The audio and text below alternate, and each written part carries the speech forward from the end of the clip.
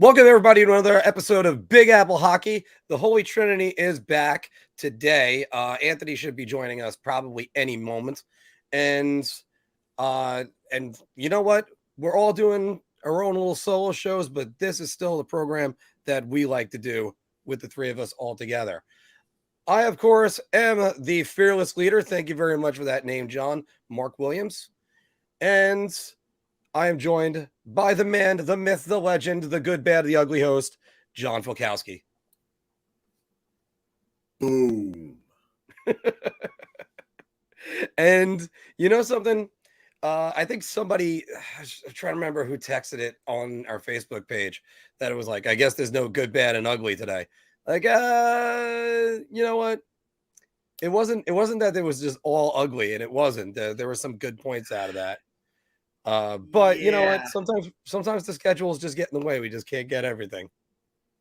Yeah. I was gonna do it last night. I was at AEW, hence the boom for Adam Cole, baby, or in this case, Johnny Filk, baby.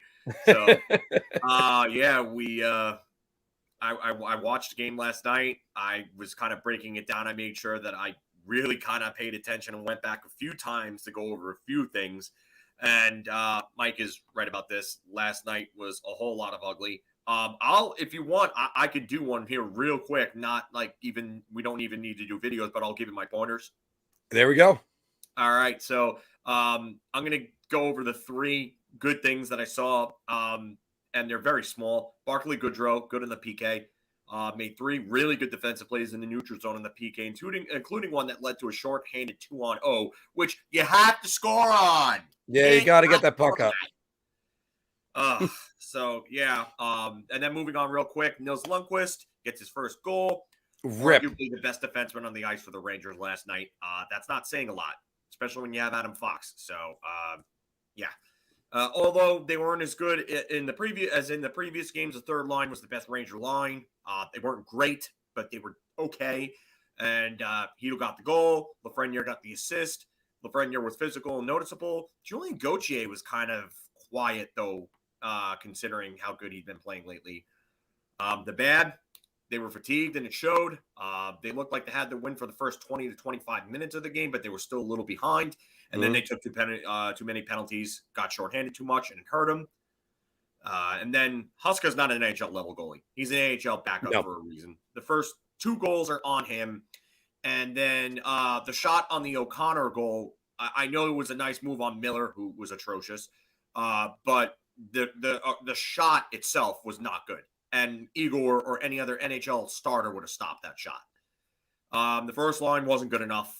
Zibanejad and Kreider were nearly invisible, and then Kakko was kind of just meh.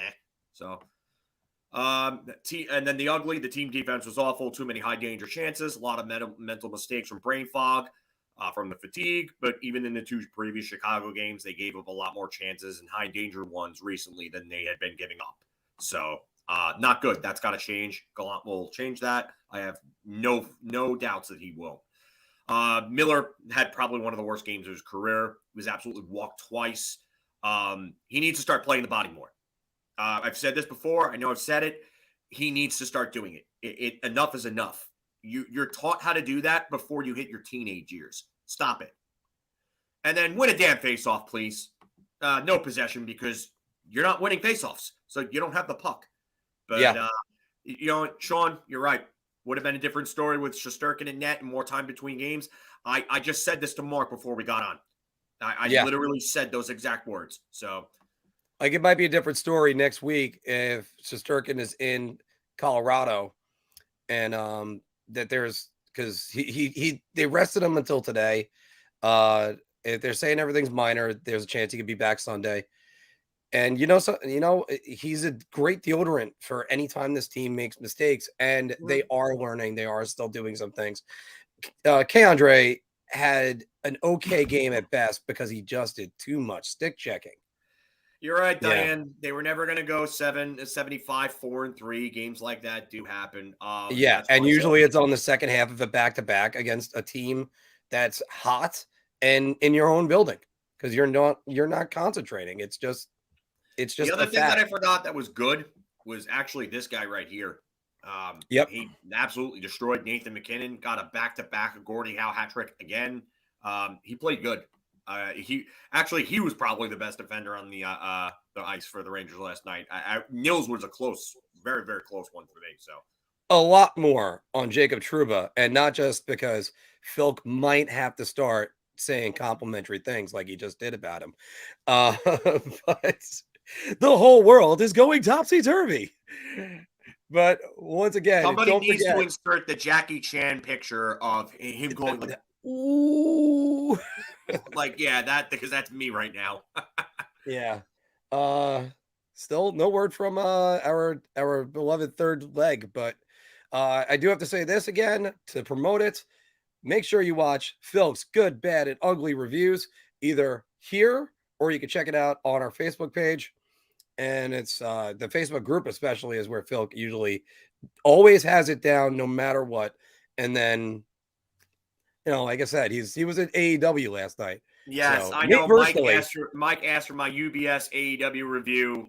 So yeah, we'll get to that in the Q&A section later. I'll talk a little bit about that because UBS was actually amazing.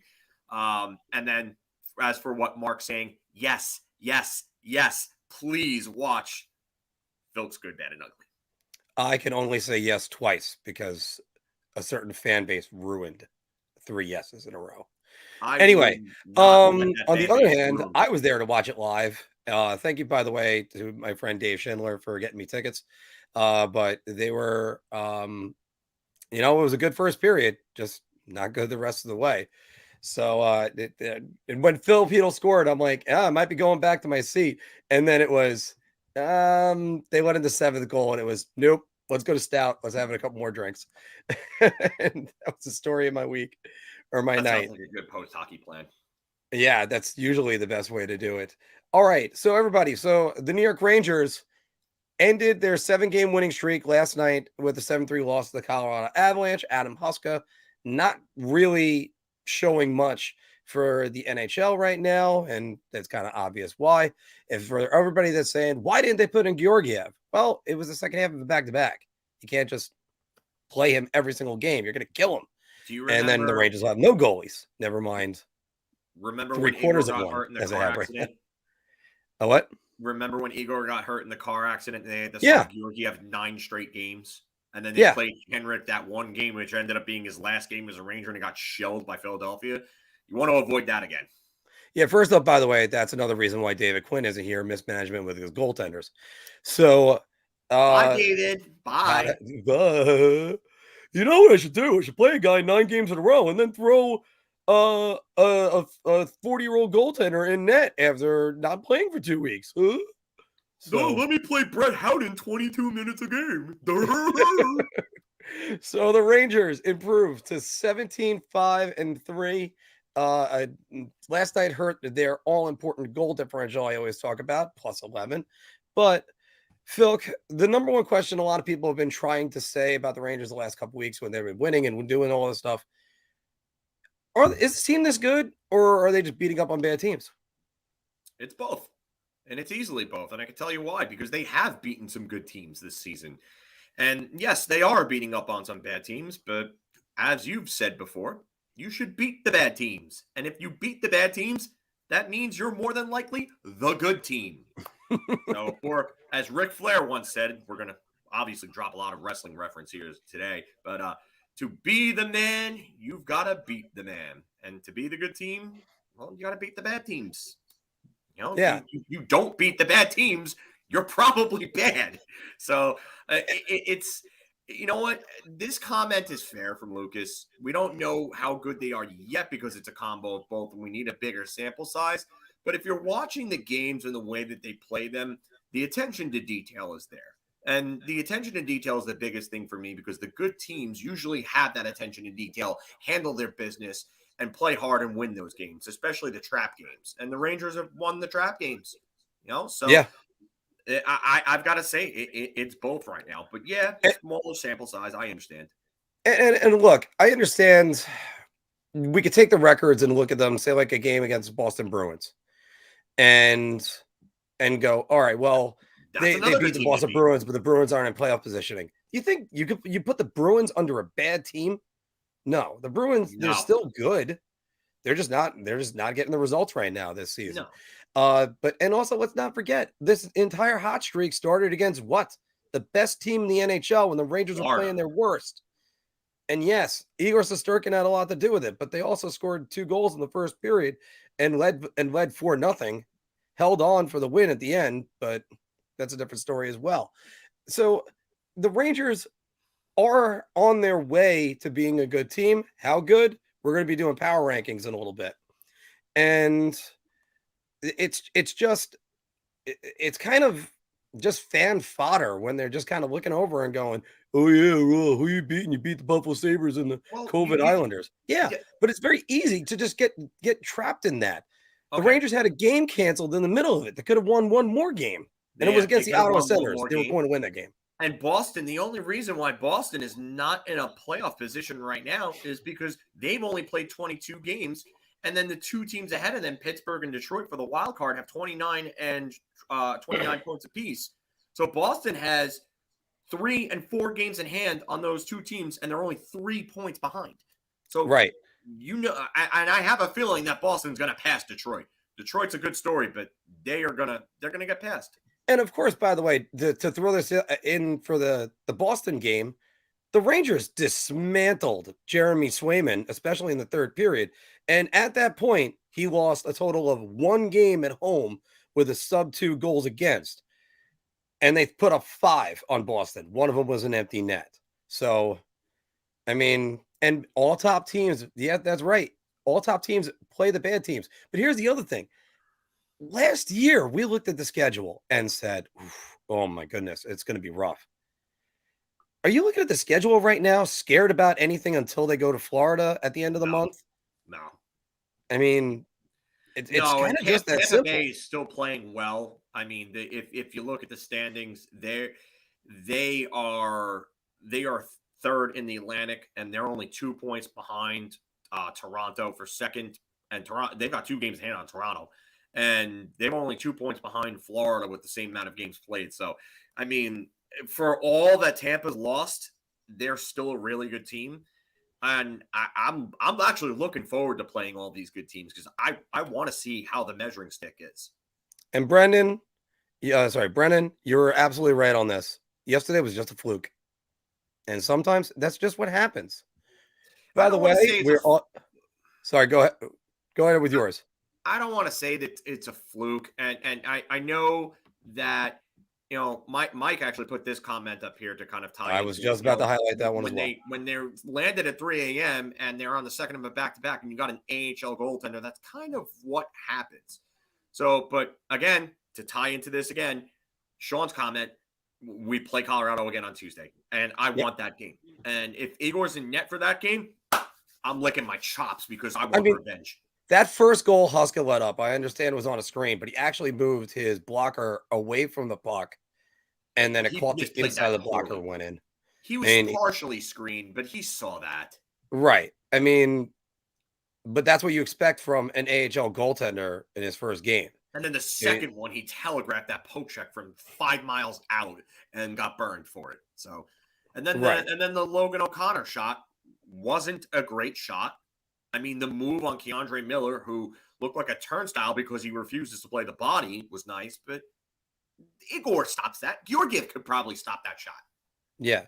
And again, Keandre Miller is still learning the position, and he's still getting that.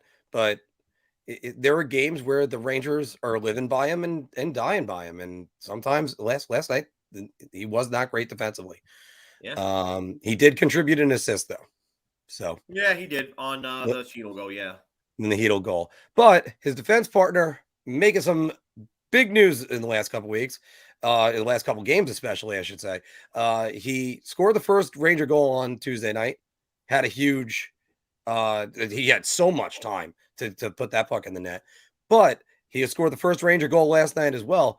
But that's not what we're talking about with Jacob Trouba. The last 2 nights, he has laid somebody out and absolutely crushed them. And there are people that are trying to say that those are dirty hits or hits we need to get rid of in this league.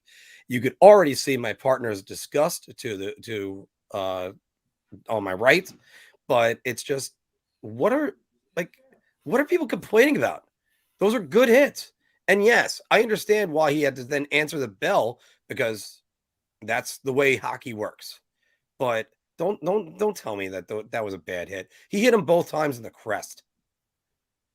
It's stupid, and I've said this on social media because so many people have been talking about it, and I hate being that guy that uses the old "you obviously never played hockey before" line, because there are a lot of people I know that haven't played or can't play for whatever reason and are smart hockey minds, but there are a lot of people outing themselves out there with some of these asinine statements that they're making about, it's a dirty hit.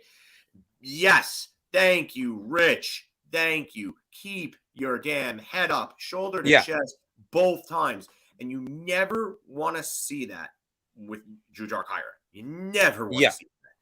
But you know what? And Brody, this is another point. You learn that at age 5. You learn that at a very early age. You learn that before you hit double digits to keep your damn head up. So I don't want to hear it anymore. It's not a controversial hit. These are textbook hockey hits. You separate the puck from the puck carrier. You go shoulder to chest or shoulder. You drive through and you go up and you knock them right on their ass. And it's a clean hit. There's nothing to say about this. And a lot of these people saying that, oh, this is a dirty hit, this and that, have obviously never played before because they don't know how to throw a hit. That's literally how you're instructed by your coaches to throw a body check. So, sorry. So let's appease them for a second. So we end up getting rid of hitting in the future because everyone's a wuss. And what happens? Nothing but stick checks the rest of all time. And you get more games like last night, and the Rangers were caught stick checking that entire night. Yeah. Then there's going to be like 10-7 games all the time. And those aren't fun. Those aren't something you want to watch. And then not only that, but like this comment from Lucas here, and I've seen this in discussions before, that any contact with the head should be a major and automatic penalty. Like sometimes it's just not, it's unavoidable because that's just what happens when you go into a hit, you drive through, and sometimes there is going to be some contact with the head.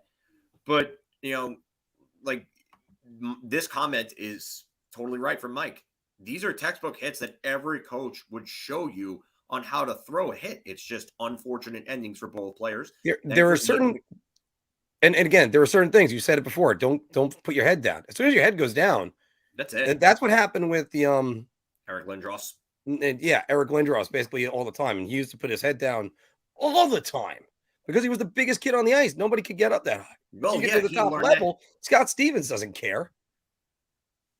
Yeah, and I mean, you develop that habit in junior, and it doesn't go away, and that's what happens. But I mean, don't give me that Jacob Trouba is suddenly a dirty player, no. And don't give me that the hits are bad. The kid on Chicago, what was his name again?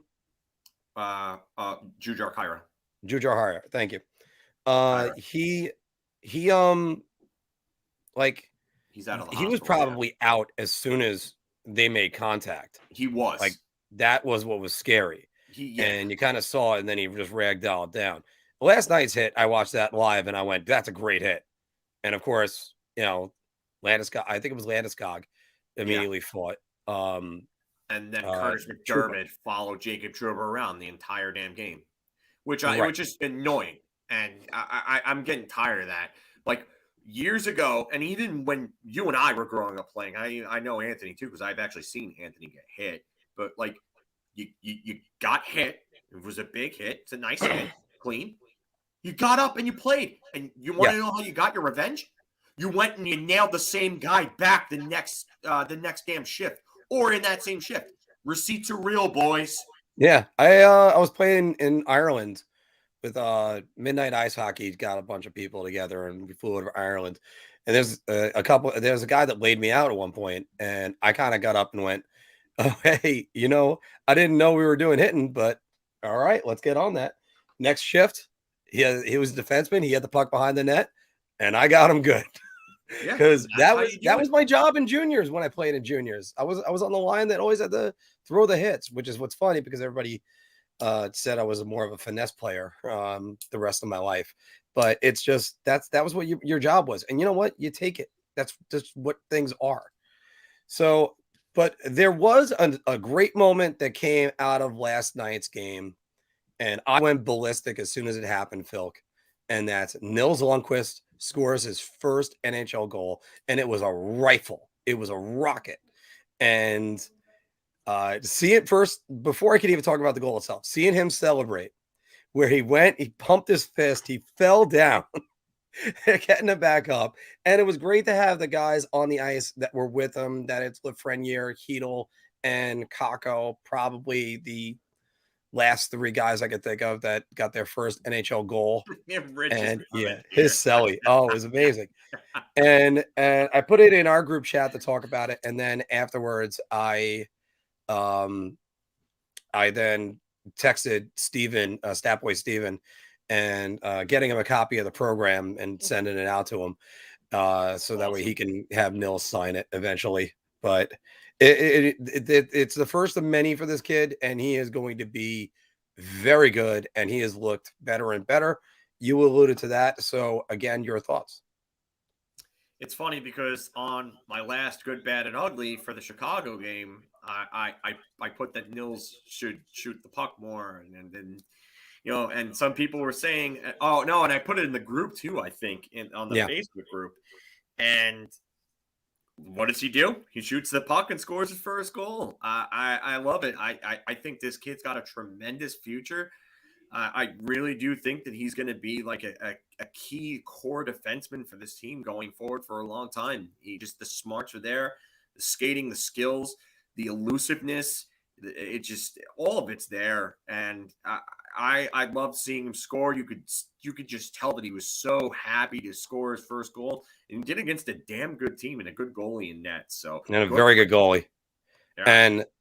And Kemper's reaction on that is priceless because he literally was just like, what the hell was that? Yeah. Yeah, So, you do not expect that wiry little kid to be able to shoot the puck like that. And believe me, I've met him. He's wiry. He still looks wiry. during the summer, when we were doing our 5-hour sessions, Philk and I played Nils Lundqvist's porn, if you will. And Yeah. we got some more, we got something that's basically equivalent to porn coming up in a little bit, or hockey porn, if you will, because Yeah. that's going to be saved in the Bar Talk segment. But man, and he's watching Lundqvist and watching that one timer that he's got. And I Oh.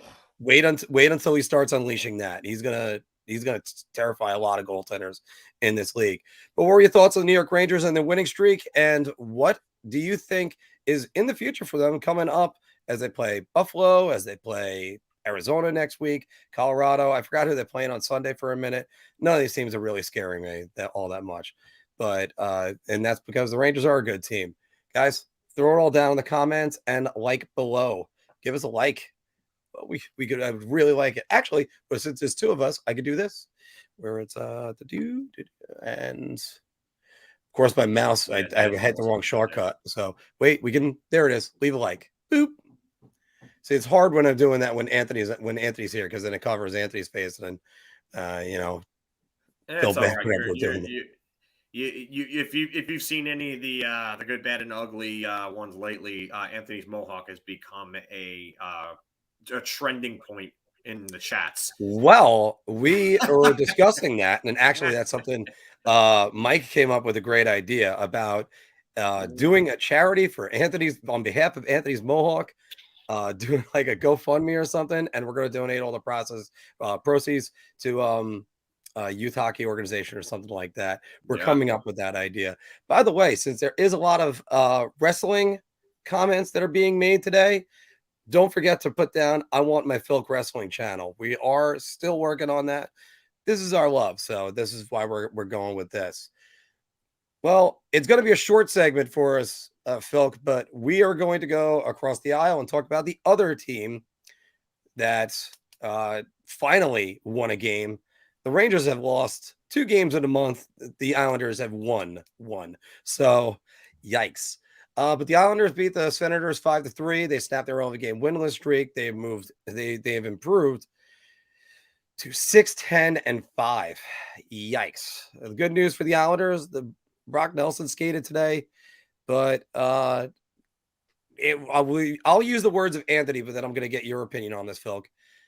Glass half full, they're unbeaten in their last 4 games. Go ahead. No, they have points in their last 4 games. Points, yeah. I'm still using that unbeaten line from pre-lockout. Points in the last 4 is good. They lost to Chicago, Detroit, and San Jose in overtime. None of those teams are really terrible. They're all kind of like middle of the pack type team. San Jose, I would say, is a decent team. They could go on a run and get into a playoff spot and maybe make the playoffs. But they beat Ottawa, who's the really one of the worst teams in the East right now. So and it wasn't like a big time convincing win for me. I thought they were still kind of sloppy in that game at various times. And you could say glass half full because they broke the streak and they snapped the losing streak. But if you look at their next few games, so tonight they've got Nashville. Nashville is in a playoff spot right now. They're a decent team. And then on Saturday That's right. The Rangers get Nashville on Sunday. Yeah, the Rangers get Nashville on Sunday. So they have the Devils on Sunday. The Devils have actually beaten them, funny enough. So I wouldn't 4-0. I wouldn't sleep on the Devils. And then Monday they have Detroit again, which they lost to Detroit in overtime. And then next Thursday they have the Bruins. So their schedule is not exactly easy. It's not murderer's row, but it's not easy either. They have to come up with at least a couple of wins here, though. Because if they go back to losing, then it doesn't matter if they beat Ottawa at that point. They're still right where they are before. It's back to square one. So if they don't start to make up some ground by the end of this month, well, that's not looking good because you can't count on doing what St. Louis did 3 years ago. And also, the St. Louis thing, I need to also always, whenever anybody wants to compare them to the St. Louis Blues from 2019, they made a coaching change. There's not going to be a coaching change. They made a goaltending change. There's not going to be a goaltending change unless if you want to put the asterisk up of, hey, play Sorokin more. And you only got to burn out Sorokin. And by the way, this isn't a video game. I keep talking about this with Shesterkin on the Rangers. You got to worry about his conditioning. And I don't care about what you did in the KHL. You got to be able to play, if you want to win a cup, 80 games. Yeah.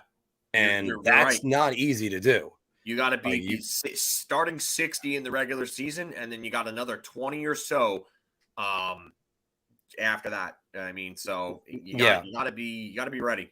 And even if it's 50, you're still looking at 70. And yes, there's a 3-week layoff in February for all these guys, but then they're going to get their bodies tested in March. And I've said before, even with the Islanders currently constructed the way they were, I did not like their March schedule more than I liked their 13-game road trip to open up the season. And that's a couple times where you got to get worried. There's got to be worry to a point. I will say, if I'm going to look glass half full, that break can help them. They're an older team. They might need the break. They're one of the oldest teams in the league. They need to make a move though. And I would, if I'm them, if I'm Lou, I got to be making a move before that Olympic break, because it's going to, if it gets to a point where they're too far out of it, and come the deadline and they're way too far out of it, then what's the point of making the move then at that point? You're not going to make the playoffs, no matter unless you're bringing in Connor McDavid, which is not happening. But they got to make a move sooner than later from the Islanders. And I talked about this on the Mark NHL Snipes broadcast on Tuesday, but there are two teams with different goals this year. If the Rangers don't win the cup, oh well, that's not the problem. Islanders have to win, have to challenge for the cup this year. Yeah, so that window is closing. And it's only going to be held open about as long as Sorokin's going to win it, especially when they don't exactly have explosiveness, and when Voltron isn't fully formed, and it has not been this season. They've ever since they got rid of Nick Leddy. Okay, great, everybody got their wish. Who'd you replace him with? Then Jordan Eberle, everybody got their wish. Who'd you replace him with? I don't know if Oliver that was their wish, but I mean, it was just like, oh, we think that Oliver Wahlstrom can replace Jordan Eberle right now. That hasn't happened at all. Right. Either because they're just not putting him up on the first line, or what? You got to do something, because that first line has not looked very good. Yeah. I mean, do you know who's got more goals this year? Oh, it's Jacob Trouba. Yeah. That's not a good thing. And there are more Islanders that have less goals than Michael Del Zotto. Say that one out loud. Kevin Rooney has more than the Islanders' supposed fourth identity line, or whatever you want to call it. So I mean, and we're not trying to shit on the Islanders at all. We're just trying to get everybody to realize it's getting late early out there. They got to fix this. I said that. Oh my God, I said that. Well, because I think it was the Filk. I think it was one of the Good, Bad, and Ugly posts that I said that. No, you did. It was on your last Good, Bad, and Ugly. Okay, I know. I watched it. I knew I used a yogiism somewhere. It is a yogiism. That definitely is the yogiism. But all right, guys, do you think we're completely wrong about the New York Islanders, or is there a lot more hope than what we think? Throw it all down in the comments below. And part of the problem is you're getting to the point of, to quote Bill Parcells, you are what your record says it is. And that's what's coming. But by the way, folks, we did have full footage from the Islanders of brass. They met up, and this was them discussing how their season is probably going to go. There's no way I can lose this bet. Unless, of course, my 9 All-Stars fall victim to 9 separate misfortunes and are unable to play tomorrow. But that will never happen. 3 misfortunes, that's possible. 7 misfortunes, there's an outside chance. But 9 misfortunes, I'd like to see that. And you got that. That's what you got, Mr. Birds. All right, and the worst part is, we did this because we want to talk about the Islanders and the Rangers on this broadcast, and the Islanders are not cooperating. Get better, please. So, all right, but we're going to go into bar talk right now. Thanks, everybody, for joining. And don't forget. I just had to get that comment in because Brody gave you some daps for your for your editing. Yeah, I kind of whipped that one up quick, so I just kind of left it. He did literally right before we got on. We were talking. He was like, "Oh, I got one." I was like, "Oh, okay." All right, here we go. I'm going to take a shot on this one. I'm going to say beer. I'm buying everybody around on this. Oh my God.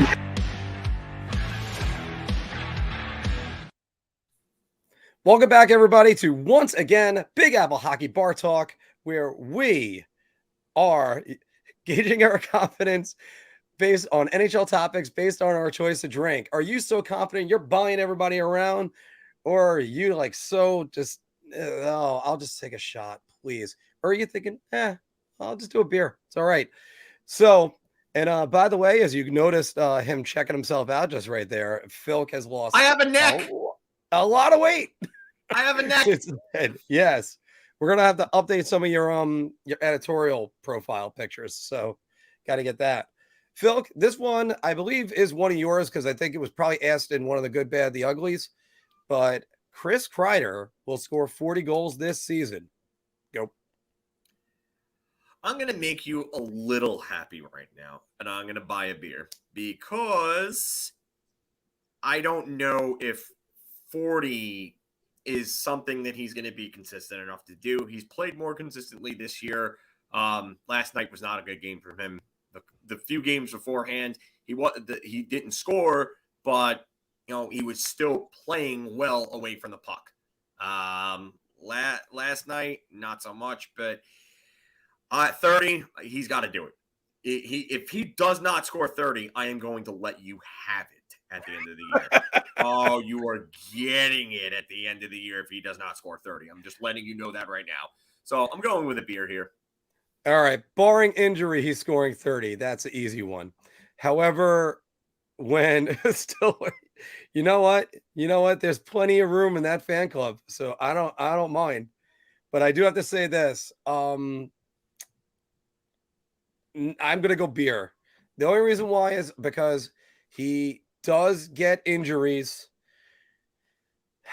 And sometimes when you're playing that style, I said this in defense of him. Now I have to say it to attack him a little bit. When you play the style that he does, usually without the puck, it's something that, if the puck's not finding you, or if you're not getting your deflections, or if you're not getting rebounds from the goalie, it's hard to make a difference.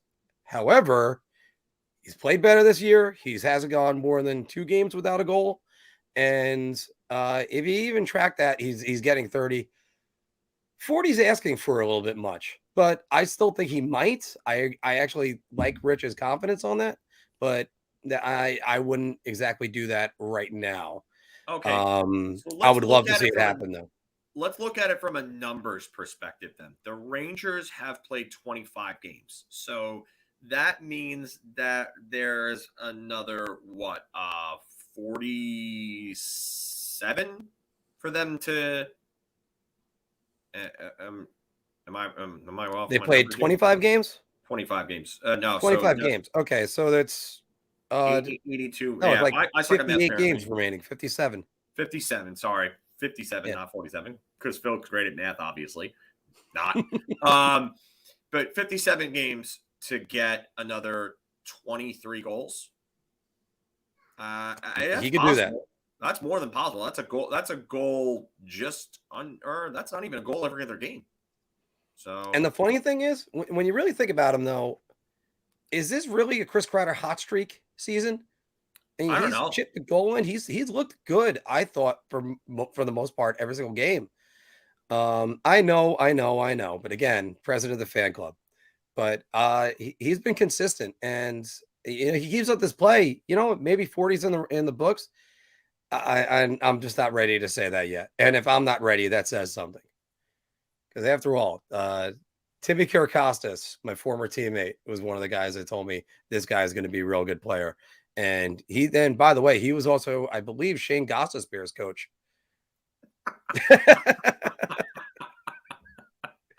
We talk about the head shaving, and I'm like, I can't bet Filk to shave his head because it just, he's already done it.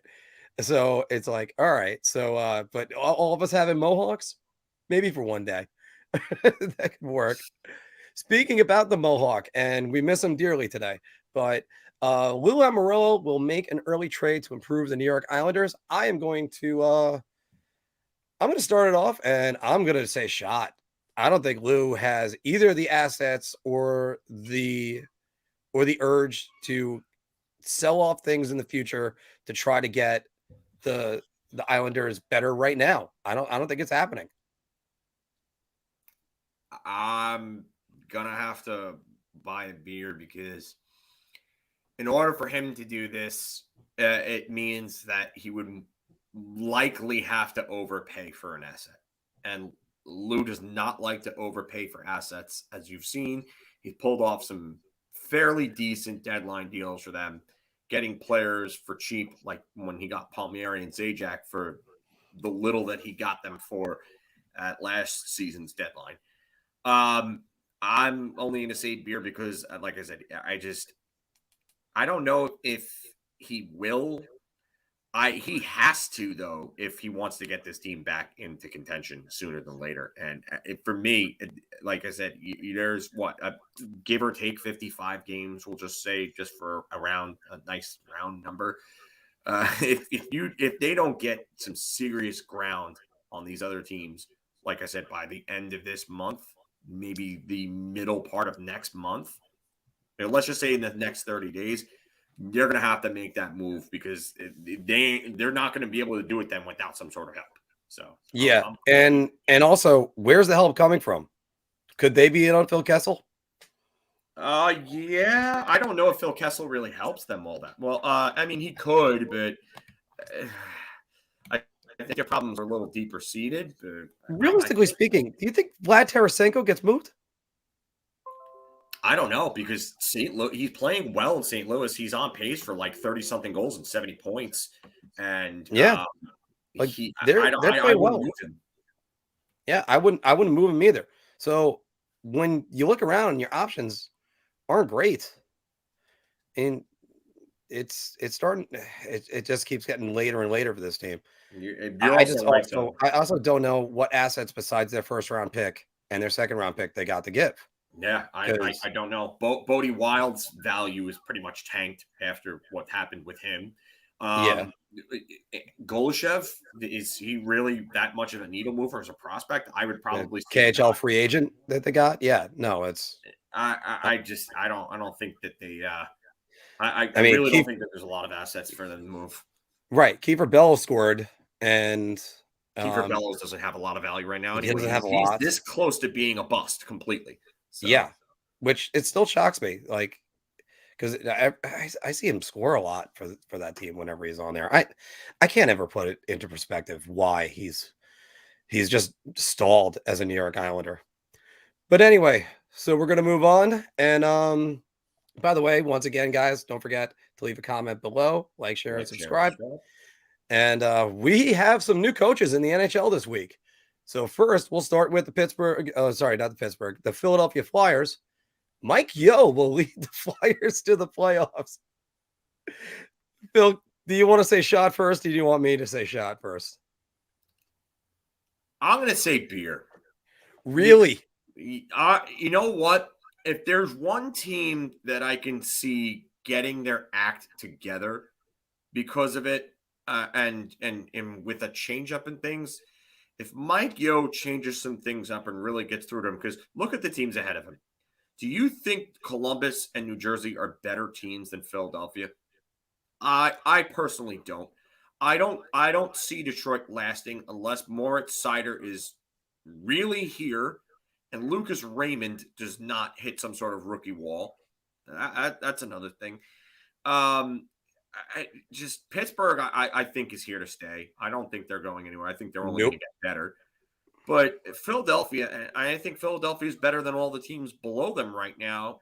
And maybe if the Islanders really get their act together, they could be better. But if Philadelphia can make a run, I think they end up falling just short. But I think they could make a run. So I'm going to say beer. Okay, I'm going to say shot right away because I've alluded to that. I was going to say shot. Yeah. They need to play above the Islanders as far as winning percentage goes. They don't have the goaltending. They don't have the defense. None of the moves that they made to improve in the offseason have worked. They've gotten worse, and injuries have kind of hit them. They might get hot. They might make a run. Every team makes a run. Come on, that's professional sports. That's what happens. Every team makes a run. But this team is closer to looking at Shane Wright than anything else. No, they're not going to get into that conversation. There are just too many teams below them. If they get Shane Wright, then everybody's going to cry about that draft lottery needing a serious change because they're not going to be close to that. But I do agree with you. The moves that they made, Rasmus Ristolainen, dumpster fire defensively. Keith Yandel, another bad defensive defenseman. Ryan Ellis, okay, but he's been hurt. And he hasn't played. So, I mean, Ellis coming back would help, but how much of this is just the fact that they brought in two guys that they really didn't need in terms of defense? Here's the other thing. When you think about Keith Yandel and Rasmus Ristolainen, does that scream out Flyers hockey? No, not at all. No, especially not when you're coming from the days of the Broad Street Bullies and the Legion of Doom. Nope. So I mean, I don't think that I don't even see them. That's even a far cry from the days of Mike Richards and Jeff Carter. Yeah. So I mean, I just no, and I know I left the angry shot guy up there. I always say it every week. I got to make him bigger, but still, that is not size, a good. Actually. Yeah, fits right there. All right. Well, I need to move him up a little bit more, but going to the other way. Now, by the way, I think this team is going to improve, the one that we're about to talk about. But Bruce Boudreau will lead the Canucks to the playoffs. Now, finally, the Canucks cleaned house. Jim Benning gone. And I think they just named Jim Rutherford GM today. So, but you get Bruce Boudreau. His teams are always great. They're always good. And on NHL Snipes that I did Tuesday, the first show of that I ever did, I mentioned and compared him to Marty Schottenheimer. And yeah, it's still pretty close. Actually, Phil, I'll put up one of those graphics I got for you where it's right here. It was Bruce Boudreau's hockey's Marty Schottenheimer. This was Boudreau's winning percentage. This was Schottenheimer's winning percentage. And this is their playoff winning percentage. Yeah, So, and that's another thing because Bruce Boudreau is a guy that can fix your offense. He can fix your offense. He can fix your power play, but he just does not get how to handle defense. And that Canucks defense court is really not that good. I mean, Quinn Hughes is your prototypical offensive defenseman who is not great in his own zone. And then they bring in Oliver Ekman-Larsson for whatever god-awful reason to be a minutes eater for them. Like, I that still don't made understand that no one. sense to me. I don't understand that one. If And that was he's- just to get Connor Garland on the team, okay. Yeah, I would have backed out of that because you just took on a terrible contract that you're not going to get out of because Oliver Ekman-Larsson's best days are obviously past him. But you already have a guy that's a power play guy in Quinn Hughes, and he's better than Ekman-Larsson at that point. So, I mean, their defense is really not good, but I definitely think that their offense will turn it up. Guys like Elias Pettersson, who are not playing well, will start to play better. Brock Besser, I think, will start to play better as well. You know what? A coaching change is always like a kick in the ass, but it's to me. Boy, it's a coaching change to a good coach that gets results. Yeah, that is even better. Yeah. So. So wait, did we say beer on that one? Yeah, I'm saying beer. I just, even if they make it, I don't know how far they go. They're probably a first round exit if they do, depending on who they draw. So I'm actually going to leave it with beer too because the West is a little bit weaker, and there's a chance for them to do something. And I believe in Bruce Boudreau. I did not believe in Mike Yeo, who's on his third coaching stint. But and thank you, by the way, John. We appreciate that. John, thank you. Always great. Always generous to us. Yeah. Thank you, man. And it's just great having you guys. First off, it's great having you guys watch us. Yes. But it's even better when you contribute. I have no idea where that burp just came from. So but again, looking at Bruce Boudreau, you're going to get better out of your stars. I mean, just look at what he did with so many of his stars, whether it's Backstrom, Ovechkin, Getzlaf, Perry. Yeah. He had Mika Koivu playing well in Minnesota, and Zach Parise, and all these other guys. I believe it was him. He was there when Mark Stahl had, or not Mark Stahl, Eric Stahl had his resurgence, right? Yeah. He helped get it back, and it's just his teams just can't win in the playoffs. Yep. I can't explain that, and I wish him all the success in the world. I would dare you guys find somebody out there that doesn't like Bruce Boudreau. Yeah, he's a good guy. He really is a very good guy. So I can't say, like, personally, I have no problems with him. He's one of those. It's not going to get the job done. It's not like Alain Vigneault, who takes no accountability team's losses and just doesn't do anything. Like, you know, that's a different story. But Bruce Boudreau, good dude. Yeah. He's one of those guys that you would love to just sit down and have a beer with. Going to just real quick, because Mike is asking us a question. Mike, well, I know I've seen you in here before and on the Facebook group, so welcome to the show. But there is a $sign at the bottom of the thing there, and if you click on that, it'll take you right through it if you want to contribute. And by the way, thank you very much. We definitely appreciate that. So just want. And by the way, guys, once again, we are growing both as a station. We're 4 people away from 2,000 subscribers. We're growing as a channel, and it's all thanks to you guys.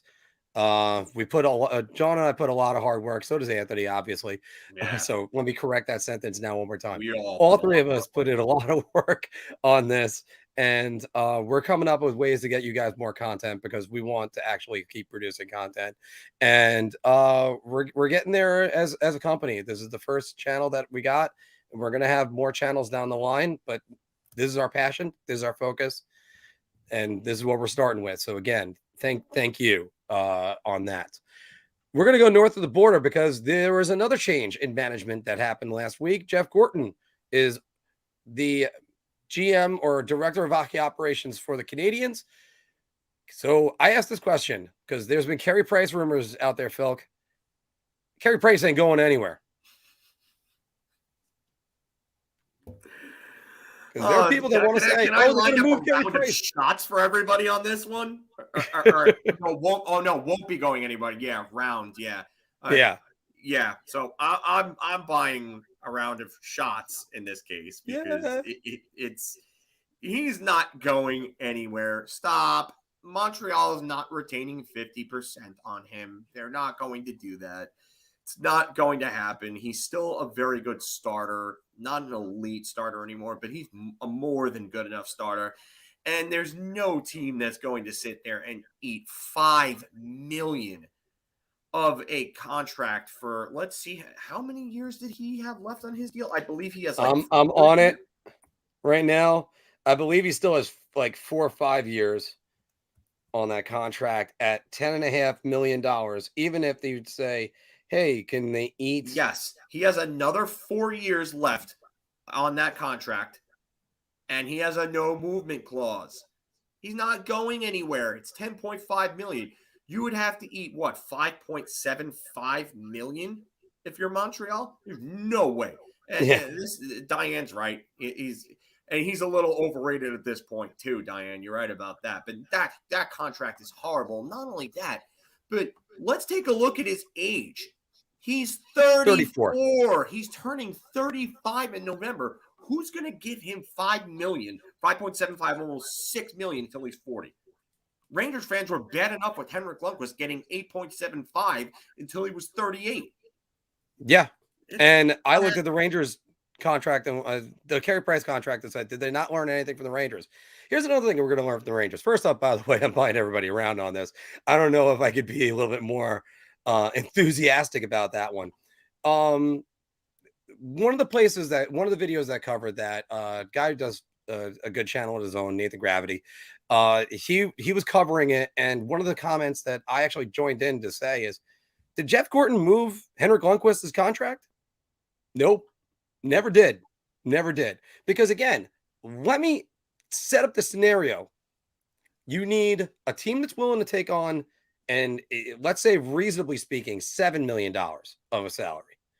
Now, give me a package that he's going to say, I'm going to go for. First off, give me a team that Carey Price says I'm going to go to. We know he waived it for Seattle, but he also knew they weren't going to take him. And so now give me the package that's going to get Carey Price, your franchise goaltender that is the greatest player of all time, according to the NHL press in Canada. So, because I will never forgive them for putting him on the NHL top 100 of all time. Sorry, he never played a Stanley Cup Finals game but the last year.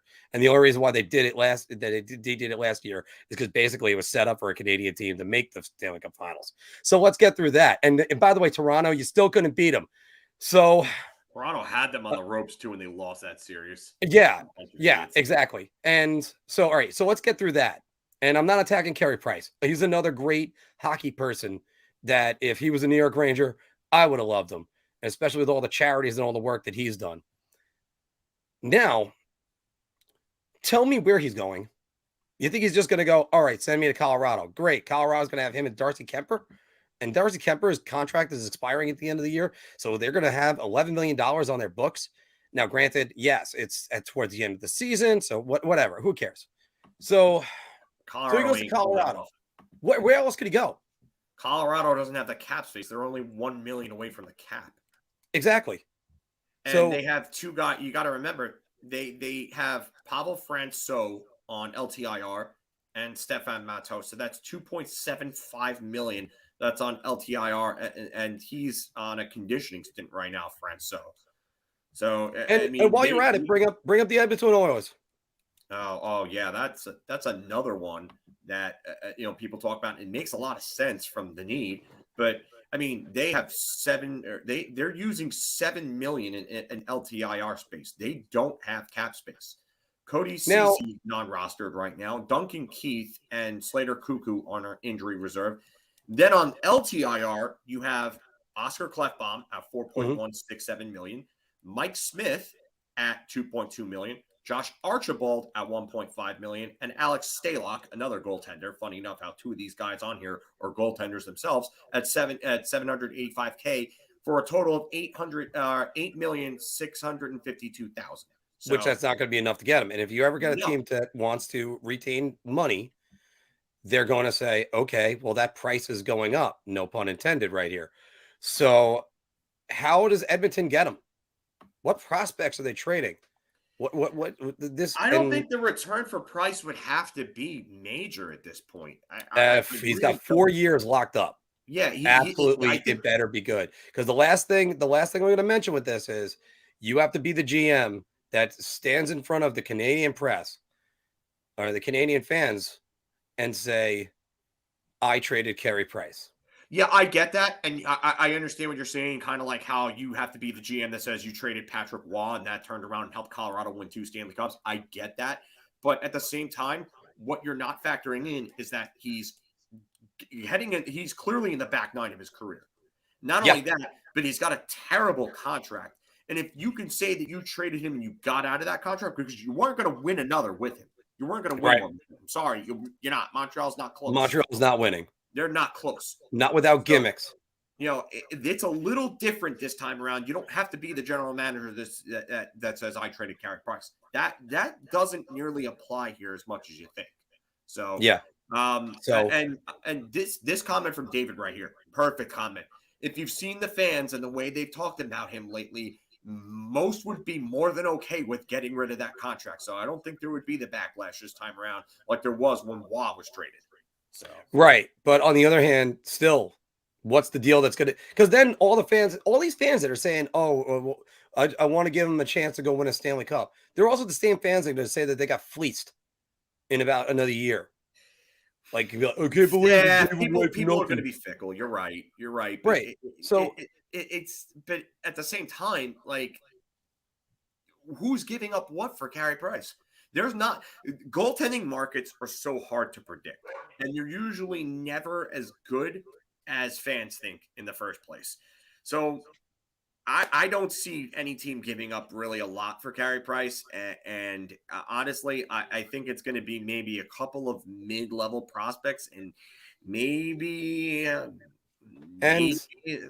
roster player. Like a mediocre roster player. I don't know, but it's not going to be a lot. Steven broke it down with me on Tuesday. He popped on the show for a little bit, and it was, all right, well, you don't really need an elite level goalie to win a Stanley Cup. You just need a good one. Jordan Binnington won a Stanley Cup. Jordan Binnington won a Stanley Cup as a rookie. And the other thing is, I think until Vasilevsky, no Vezina Trophy winner won a Stanley Cup other than Tim Thomas in the salary cap era. Bill Ranford won a Stanley Cup. Yeah. Remember that as a starter and won a Conn Smythe. Bill Ranford. By the way, also clarifying that statement, guys went on after to win a Stanley Cup with a Vezina. Although Tuukka Rask, he technically won his Stanley Cup. They won a Vezina after winning a cup. Tuukka Rask technically was the backup for Tim Thomas. Yeah. But it's, guys, just, you don't need Carey Price on your team. So again, I'm going to say with that money, that contract, and all the other things that are on there, and Jeff Gorton never moved a similar situation with less money with Henrik Lundqvist. So yeah, no, and Jess Ward, just with Diane with Cam Ward, and then Antti Niemi winning a cup. Like, are you like these are some of the goaltenders that have won? Right, and you know what? It's just where the facts is. You know, you don't need a Vezina Trophy winning goalie anymore, which is still something that I have trouble getting past. I do have trouble getting past. If you're telling me I'd rather have Henrik Lundqvist in net instead of Anthony Niemi any single day of the week, but whatever. So we're going to finally move on to the Minnesota Wild. Are for real. Filk. I'm going to say they are. I'm buying around on this. This team just seems to be fitting. They're firing on all cylinders. I mean, if you look up and down their lineup right now, they've got some guys that are scoring, like, that are really kind of playing at a higher level than expected. I don't want to say playing over their heads, but if you look at their scoring is coming from a whole bunch of guys. I mean, obviously, Kirill Kaprizov is at over a point per game. He's taken that next step. 30 points in only 25 games. He is elite. He is just an elite player. Ryan Hartman has 13 goals and 21 points in 25 games. Who saw that? Matt Zuccarello, a point per game. One of the best stretches of his career. Marcus Foligno has 11 goals and 17 points.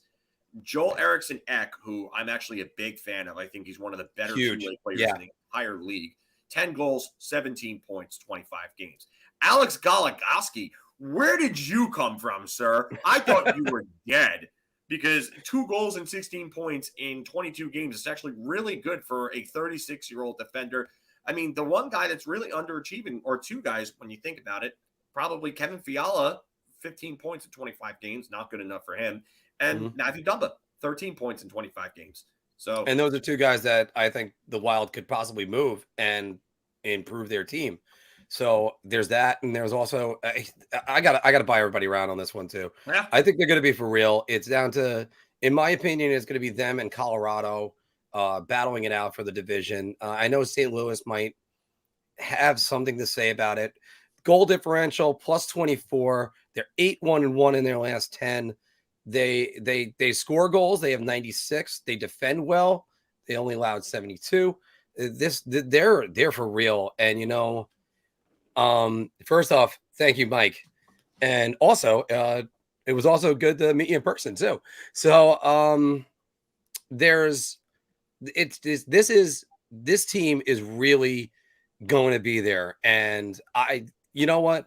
I talk about everybody's whipping boy, or my whipping boy in particular. Cam Talbot has played pretty well this year. Yeah. He's holding them in. And you know what? That's where Kakkonen is, Kaapo Kakkonen, the other goalie, he's played pretty well too. It's just I got to hand it to Cam Talbot though. I think he's having a solid year. Talbot, 919 save percentage, 262 goals against, 14-5. I mean, that's pretty good. Kakkonen's save percentage is low at an 895, and his goals against is a little high at 287, but he's winning games for them. And sometimes, you know what? I always think about someone like Jack Morris in baseball. Yeah.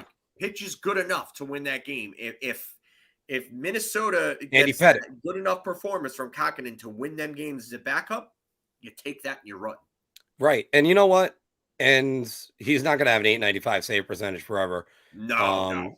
Like, I think he's better than that. I made the joke that for Alexander Georgiev, because when he came in last week for Shesterkin, I think his save percentage was 838 or was it 858? It was something like that, really low. It was like 878 or something like that. It was disgustingly low. And I just looked at somebody at the bar and said, in order to have a save percentage that bad, you have to be dodging shots. So it's like, oh wait, where's the puck? But look at what Alexander Georgiev's save percentage is now, and you're going to be like, okay, like I get it, like that's what happens when you're in net and you're starting to get the load, and then all of a sudden, boom. Because I mean, his save percentage now is a 910. Just look at that, 910 now. If it was like an 878.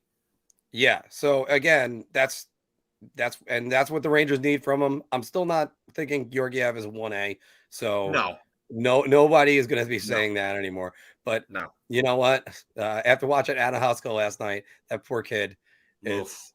Again, could also, by the way, can the Rangers not tell a kid, oh, your first start's going to be against the Colorado Avalanche? Oh, thanks. Well, you know who was the last kid? You know who was the last kid to have his first start against Colorado, right? And he let in 2 goals on his first 2 shots. I was at that game. Tyson Jost And then, wait, stop me if you heard this one. A Brady Shea giveaway led to Nate McKinnon putting the second puck past Igor Shesterkin. And the Rangers would go on to win that game. Yeah. Yeah. So yeah. I was at that game and I was thinking to myself, 2 years to the day that I was there. And only one section over though, too. All right. So we still actually got a lot to cover today. And then we still have our Q&A with you guys too. Yeah. Because Filk and I have got to react to this play. And if you guys haven't seen it, and maybe in the comments already, you're already going nuts. But Massapequa's own Sonny Milano was part of one of the best goals we've seen in years. And I got it for you right here. Let's just get that on up. And you're going to see Zegras pop the puck over and it's batted in by Milano. That's ridiculous. That's ridiculous. And the funny nice part is listening to Zegras talk about it. Did you see the interview with him and Butchergross when he talked to John Butchergross about it? No, I have not yet. Oh my God, it was great. So he gets on and Butchie's like, "Yo, Trevor, can you hear me? Can you hear me?" And he's like, "Oh, Butchie," he's like, I saw you at Timmy Hortons, and he's like, "I saw you a house and a couple donuts, some Boston creams there." So I took the quote tweet because Butchergross posted the interview on his Twitter, and I was like, "Boston cream Bucci rolls off the tongue pretty easily, doesn't it, Butchergross?" And I didn't get a comment from him. He sometimes comments back, but I mean, what a goal. My now, God. The one thing we got to review about it, and the best part about it is Marty Biron reviewed it for us. If you watch the play, Milano actually hits the puck above the crossbar, but because he's batting it, the stick carries over below the crossbar, and I mess it up. I didn't go back far enough. He hits it above the crossbar, and then the puck releases off the stick below the crossbar. So it wouldn't have been a good goal if he stayed level, but that's amazing. That's amazing.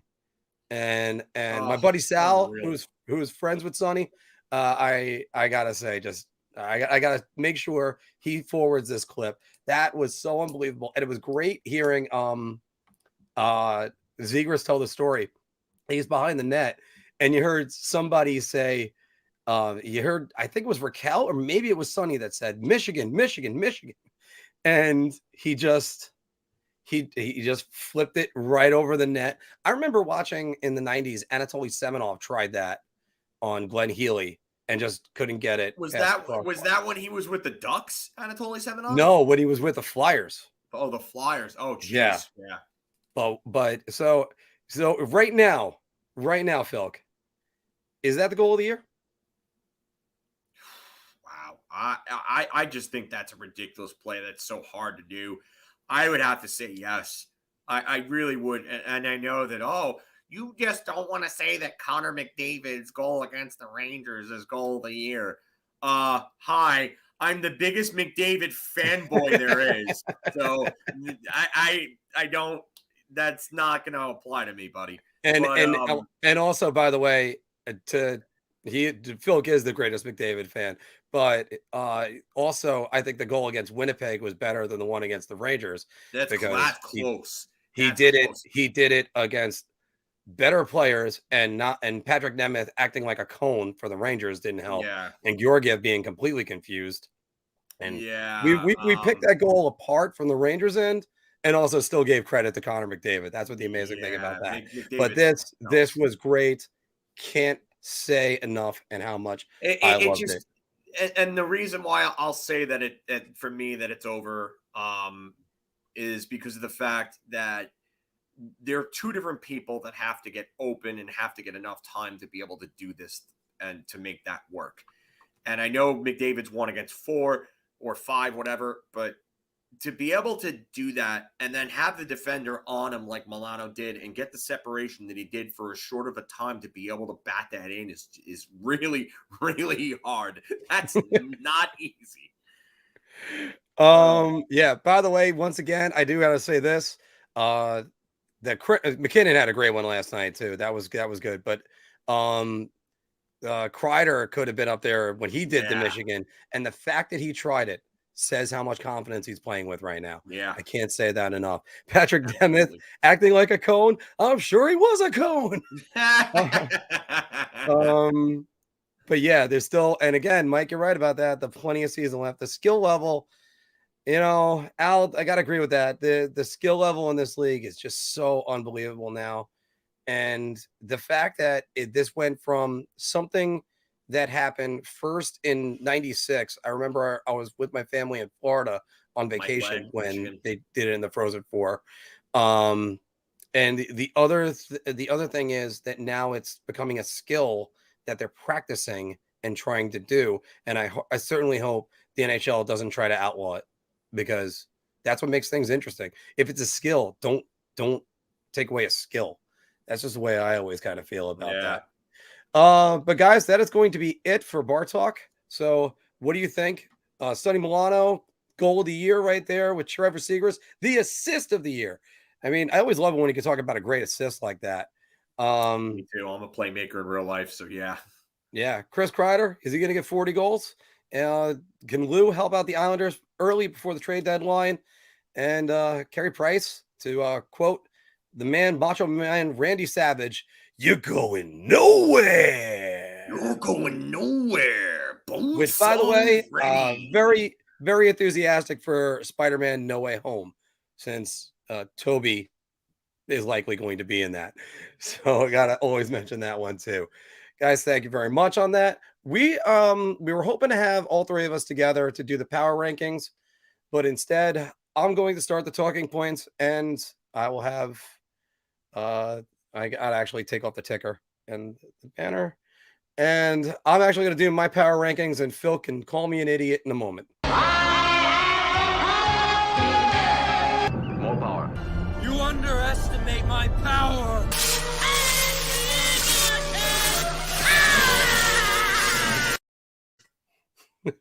Well, guys, welcome back for our power rankings. Like I said, we were hoping to have Mr. LaRocco finally be able to share his power rankings, because Anthony has not done it yet.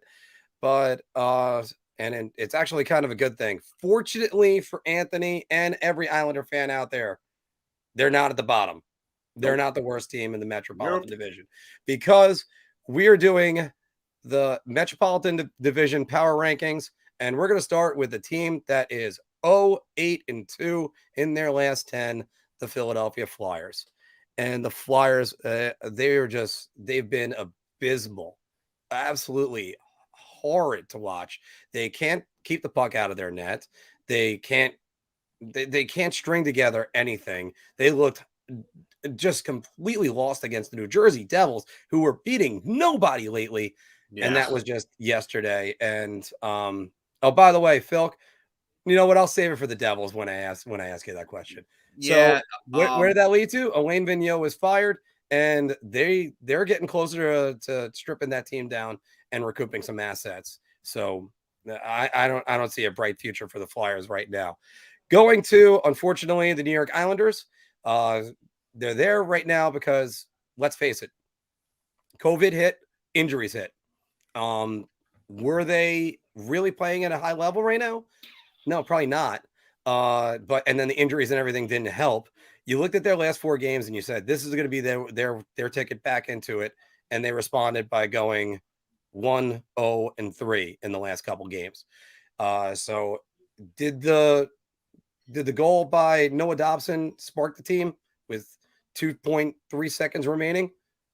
We're going to see. I mean, they got to win tonight. They got to keep it going. And I just don't see it happening right now. Going to the Jersey Devils at number 6. Phil, by the way, did you see them debut their new 3rd jerseys? Jersey. Pant. Glove. Sock. Hat. Helmet. Glove. Like, how did somebody get that past the design board? Where it's just, and you know what? I understand why they did it, and I understand why everybody looked at it and said, that looks good. But nobody thought about that. Nobody thought about that. Double Like face palm when the power of one face palm is not enough. it's like if your last name was McGroin and you named your kid Pat. You don't think he's going to get made fun of his entire life? All right. Yeah, But the New Jersey Devils, they've kind of been sliding a lot too. They lost the shootout to the Ottawa Senators last week. They at the beginning of this month, things looked promising when they beat the Florida Panthers right after the New York Rangers did. But unfortunately, Lindy Ruff teams, they just never like to play defense. So pretty sure that's never really the case. I would love to see them do better. I don't think it's happening this year. The Columbus Blue Jackets. Columbus Blue Jackets have played pretty much 500 hockey. They have a 0 goal differential, and they're kind of hanging in. They're allowing a ton of goals, though. They're allowing right now. They're at. Sorry, everybody. They're allowing, because I had this before, 80 goals. They've scored 80 goals. They've let in 80 goals. Yikes. 4-6 in their last 10. So there you go. Going to another team that's kind of lying waiting in the weeds, Pittsburgh Penguins. So the Pittsburgh Penguins, 7-2-1 in their last 10, and they're starting to show they might be challenging and coming up to challenge for that top spot yet again. Hopefully Tristan Jarry makes the playoffs and then bets on the other team, because that's clearly what he did last year against the New York Islanders. Like, again, he had the perfect assist to Josh Bailey for the game winner in Game 5. So, and remember, like I said, Tristan, no left arm Jerry. So it's Tristan just Pete Rose Jarry. Yeah, I mean, it must. It's the only thing it could be. How do you have that good of numbers? And then he was just god awful. But right now he's making me look like a fool because his goals against the save percentage are great this year. Tristan Jarry. Carolina Hurricanes at number 3. They're falling back to earth a little bit, and part of it is their goaltending. That's what part of their problem. They're 5-4-1, I believe, their last 10, and they're 5-4-1, and their mighty goal differential is shrinking. It's down to a +7 now, and that's not going to last. Hopefully Rob Brandonmore gets better goaltending from the other guys. Now, this is where we're going to have our controversy, and Filk will call me an idiot right then and there. But the New York Rangers at number 2, they had a great month of hockey. They're making a believer definitely out of me that they can compete and win this season. Never mind anything else. Maybe it's because I'm still thinking about that loss to the Colorado that, again, I'm shrugging off as just, hey, it happens. It's okay.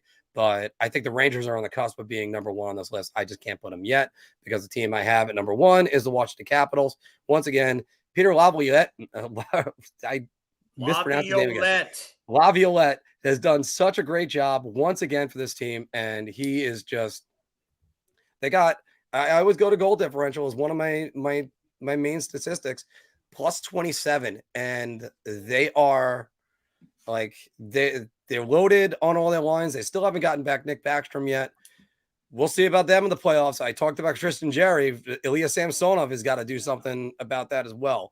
So hopefully that is how it will shake down. This was our power rankings only a month ago. As you see, the way we had everything. But Filk, you had the New York Rangers as the number 1 spot for you. Go on. That's what happens when you win 7 games in a row. You win 7 games, and again, there were some good teams in there. They've played great since that last Calgary ass whipping that they took, that 6-0 loss in Calgary. So, I mean, they're playing really good hockey. Caps, and Diane brings up a great point. Caps have played more games. So that's part of the reason why they're not in first place. So, the Capitals they've been consistent, but they've been a little up and down. Yeah. They've lost a couple of games in their last 5-6 games. And so 7-2-1 as well in their last 10. Yeah, so I'm taking the Rangers over the Capitals right now. Philadelphia, I had to put them in last. I mean, in their last 6 games, they've gone 0-6, and they've been outscored by 3 goals in each of those 6 games and fired their coach. The Islanders finally snapped their losing streak. The Devils really aren't beating a whole lot of people right now. They have 1 win, I think, in their last 5, and they're not really being anybody impressive except for Philly, which they shut out 3-0. Which 3-5-2. And then, I mean, Columbus is just kind of the Columbus. If you want to call anything a side salad here, Columbus is like the side salad of this division. Sorry, Steven, but I'm taking it and I'm using it. So yeah, Columbus is the side salad of this division. And then Can we call the Columbus Blue Jackets the complimentary bread of the NHL? It's fine. All right. So the Minnesota Wild are the side salad, and the Columbus Blue Jackets are the complimentary bread of this division. So, yeah, you have a bunch of teams like that, and then you've got the Pittsburgh Penguins who are playing better. They beat up on Seattle recently. I'm not really impressed by that. Seattle's really nothing impressive, but I mean they're playing well overall.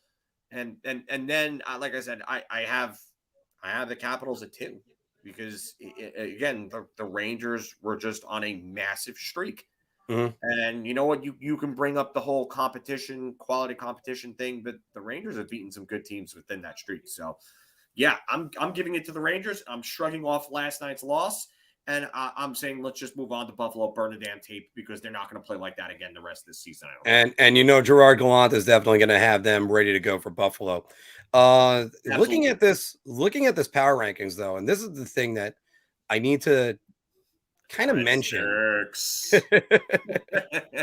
Or Red Lobster, those biscuits are Cheddar Bay biscuits. Yeah. So, but I got to say this, and this is kind of what's making me think about the playoffs.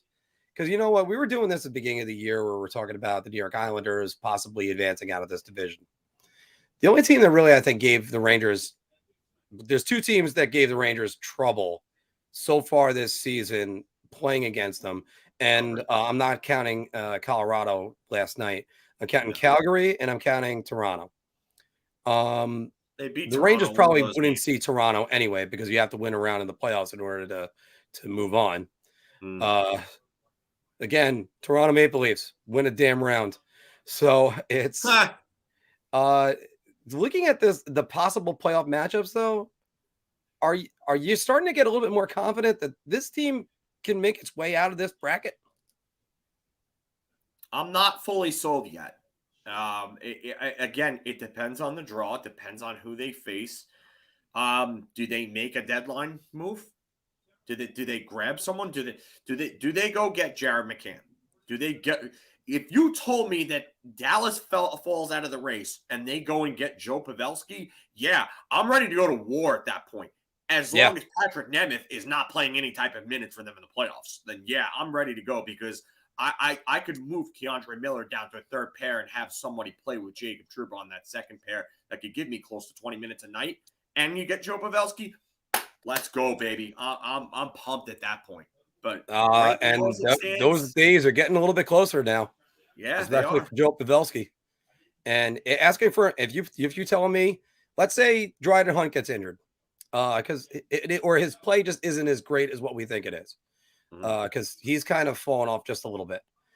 But then you're looking at go get Joe Pavelski, put him on that wing for Stroman. Panarin. I can't believe I forgot it for Artemi Panarin. Or you put him with Mika and Kreider. There's another one. Yeah. And then you got Kakko. And Kakko, again, he's starting to look good. And what I just hope out of last night, there's only one thing I want to do with that tape. I want to take the tape of last night's game and give it to Kakko and say 96 on the other team. That's what we want. And Mika Rantanen looked fantastic last night. I think Kakko already knows that, though, because he spends his off-season training with Mika Rantanen. So I'm pretty sure that's his goal. Yeah. So, again, I know. That's just one of those things in the tape that we have. So, guys, that's it for the power rankings. Where would you actually make some changes? Putting the Rangers number 1, moving the Islanders down or up, or maybe even going with the Blue Jackets, who we will coin the phrase the complimentary bread of the NHL. So throw it all down in the comments below. Of course, oh man. Although now I'm going to start saying that I have to go see a game in Columbus because again, the goal is for the Mark on the Road segments to go to every single arena, and I hope they forget about that one pretty quickly. All right, Filk, do you have any editorials or anything today? Nah, I don't have one. Okay. Oh, actually, we do have one thing left for you guys before we start the Q&A. And we are making Christmas wishes for NHL teams. So picture you're an NHL team. You're walking up, you sit on Santa's lap, and he just says, "Have you been a good team this year?" Well, yeah, I would really like it if, and I'll start with this one. I would love it if the New York Rangers could win some damn faceoffs. As I tweeted out on Tuesday night, I would love it if I could hear the words Rangers win and faceoff in the same sentence. And then somebody tweeted back, Rangers don't win the faceoff. Oh, okay. Well, then you got me on that one. The arena. And I mean, take the Chicago game. Chicago scored 2 goals, both of them on faceoff plays. And faceoffs again, as the quick, good, bad, and ugly from that man in the other window. It's just, you know, they need a faceoff guy. That's what they need. So unless Filipino or the guys, they want to get back to the faceoff coach, go get back to the faceoff coach. They were winning 60% of faceoffs to start the season and in the preseason. You didn't just forget. Somebody get Yannick Perreault. Yannick Perreault. Yeah, Yannick Perreault. Get him down here right now. Get Craig McTavish down. Get anybody. Yeah. 44% on faceoffs is what they've been averaging. No, absolutely. Chris. It's Chris. Jesus. Christmas. Phil, what's your first Christmas wish? Well, for the New York Rangers, I'm going to wish for somebody who can play defense much better than Patrick friggin' Nemeth. Because Patrick Nemeth, you're getting cold for Christmas because you suck. Yeah. I mean, just awful all around. His play is bad. He handles the puck like a hot potato. He is the definition of a yesteryear puck whacking defenseman. He would have been good in 1998 or 99 or 2000, where your defense was played by whack the damn puck out of the zone because, you know, possession wasn't really a thing for anybody other than Detroit at that time. Mm-hmm. But you know what? He sucks. He sucks, and he's making $2.5 million. And oh my God, somebody just get an upgrade over him, or even get a top 4 defenseman to move Keandre Miller down to the third pair. And this team is just so much better. So, yeah, I like Sean's Christmas wish because I'll use a bunch of weapons on Nemeth and just make sure he doesn't play again. So, you think one reason why they got Jared Tenorti on this team was so that way, if Patrick Nemeth kind of looked over and went, what are you going to do? Play Tenorti? No, we're not doing that. All right, yeah, we'll stick with you. But why did Chris Drury think that we needed more than one traffic cone on the team? I don't know. And again, I speak about people that made perfect passes. The last time Jared Tenorti was on the ice, he made that excellent drop pass to Tage Thompson. So it was a thing of, well, just made me want to vomit. Let's think about what the Islanders could use for Christmas. And I'm going to say they need vitamin C. They need lots of vitamin C. Keep COVID away from that team. And, you know, but on top of it, what they really need is they need a defenseman to replace not necessarily Zdeno Chara, but be in their top 6 to play with Scott Mayfield. They're splitting up Pelech and Pullock, and it's just not working. And that's actually leading to more problems for them. You split up one of the best defensive pairings in the league. And then while you're at it, get some goal scoring. That's what they need. They have 10 players on their team have a goal on the season. 6 of them have 2 or more. Or sorry, 7. Pajot just joined them. So they need goal scoring, and they need it in bunches. Zach Parise, still a goose egg on the season. There ain't going to be 20 goals coming out of him out of nowhere. No, So, no. yeah. Filk. The Islanders would want a win in UBS for a Christmas gift. I was going to say either the goal scorer or the defenseman, and you took them both because you're greedy. Yeah, I had to be greedy there. But, yeah. Take the goal scorer then. The win at UBS would really help more than anything right now for them, because they need to get a win in front of those home fans and start really getting what you would call home ice advantage, because they really don't have that right now. The crowds have been good there, but it just the product on the ice just has not been good, and they need a win on home ice more than anything right now. So, do they get it tonight? I'm gonna say no. I just don't think that they're there yet. Ottawa was a bad team. Nashville is a marked improvement over them, significant one. And I have a feeling that Roman Josi is gonna have himself a night. So I'm gonna say no there. You know what the nickname is for UBS Arena right now, right? Fort Never Win. Yeah, I know. I've seen that. I know. I made it. Ranger fans, not even just you, but I've seen other Ranger fans use that nickname right now. Yeah, that's one of those moments where I go, it's good to have all things Rangers to make snide remarks like that still.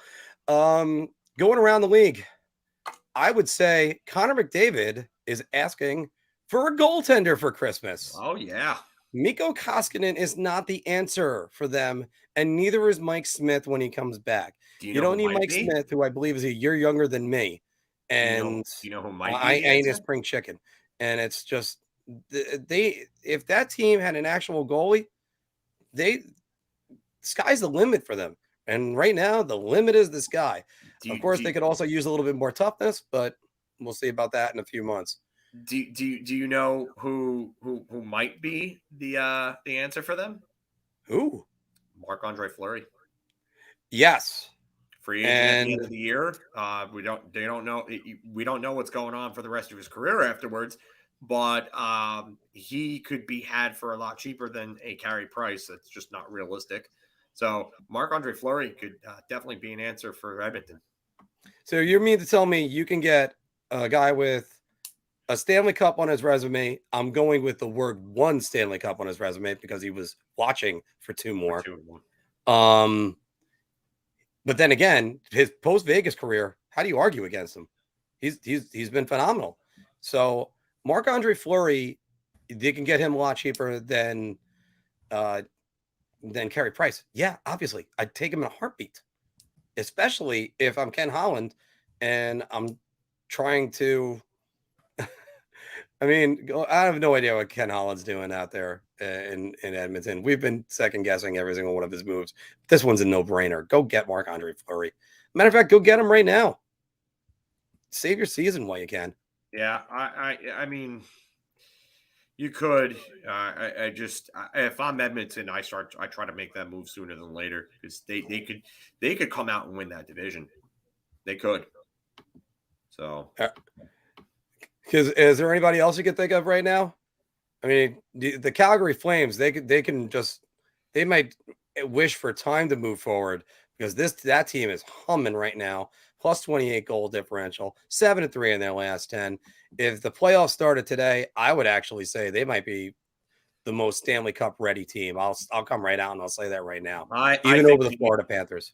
I think they might need to make, I would say, a depth scoring acquisition would work for them. If I'm the St. Louis Blues, St. Louis really doesn't really need anything. Colorado, probably just one more defenseman it would wish for. Probably one more defenseman in Florida too. Yeah, Florida would be the biggest one. They would Florida's wish should be a top 4 defenseman. So it's going to be interesting to see what Florida does. And you know what? Actually, Tampa Bay has got a Christmas wish as well. And that's that Nikita Kucherov is injured for the rest of the season. So that way they can add more salary. Or magically comes back for the playoffs. And suddenly he's okay. My leg feel good. Everything's fine. But it's just no. I look at that team and I just think, and they're starting to hum right now, and they're a team to be reckoned with. So, Unreal. I mean, Detroit, they're in playoff positioning. They have a -10 goal differential. They're in playoff positioning. That's amazing. I don't. That's why I think they're not going to last. They have a young team, and their production right now is primarily relying on guys like Raymond and Moritz Seider. And I just don't think it's gonna last. I mean, Lucas Raymond is just under a point per game. Dylan Larkin is 21 points in 22 games. I mean, he's never been more than a 70-point player. So does that continue? Moritz Seider has 18 points in 26 games, which is really good for a rookie defenseman. Vladimir Mesnikov is having himself a decent year, 14 points, 26 games. That's over a 40-point pace. Pius Suter really hasn't been the acquisition that we thought they would be. He's really on pace for about 40 points himself. Fabry's kind of fallen off since the start of the season. And Filip Hronek, who actually led them in scoring last year, is kind of down a bit scoring-wise. So some of these comments, by the way, are great because I love these. Like this one from David. Yeah, I just clicked on it at the same time again. Yeah, we did that twice. Arizona wants to win the Wild so they can pay their taxes. Oh my goodness. I mean, I can't believe the mess that's going on in Arizona. Well, and I do think the NHL is going to try to make sure that situation works out down there.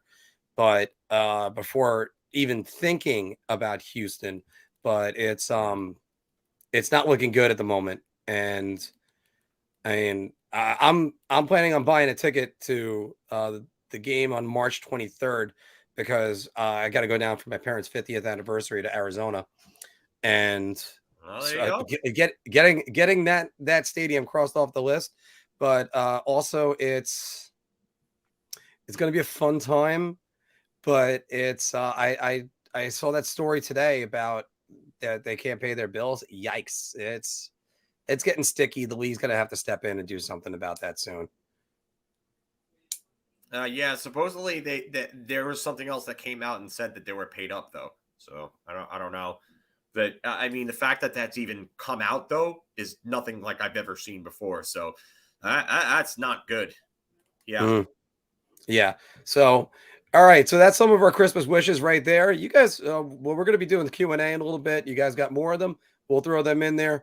And you got any other thoughts about a Christmas wish for your team across the league? Throw it down in the comments below, and also don't forget to like, share, and subscribe. But we are going to AZ will definitely probably meet up. I'm going to Mickey's plenty of times, so we'll probably end up definitely going to the cigar bar. So I will see you then. And Joe Graves, bar. Yeah, cigar bar. Oh yeah. Oh yeah.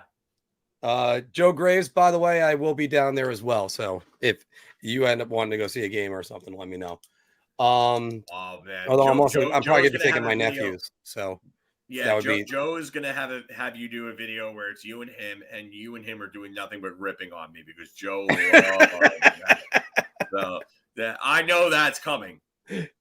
Oh, that's all. You know what? My future in Arizona is going to be bright, but let's get. You know what? I'll give Mike I'll give the AEW review real quick because Mike is not the only one that's asked for it. Sean and a couple of others I've seen have asked me about it. So the arena is beautiful. It's absolutely beautiful. And Joe, I know you adore me. I know, but I'm waiting for that video when that happens because I know it's coming. Something's gonna happen when it does. But yeah, it was beautiful. They also filmed recorded Rampage. I don't want to give anything away for anybody who wasn't there because I got to watch it. But Rampage was actually a pretty good program.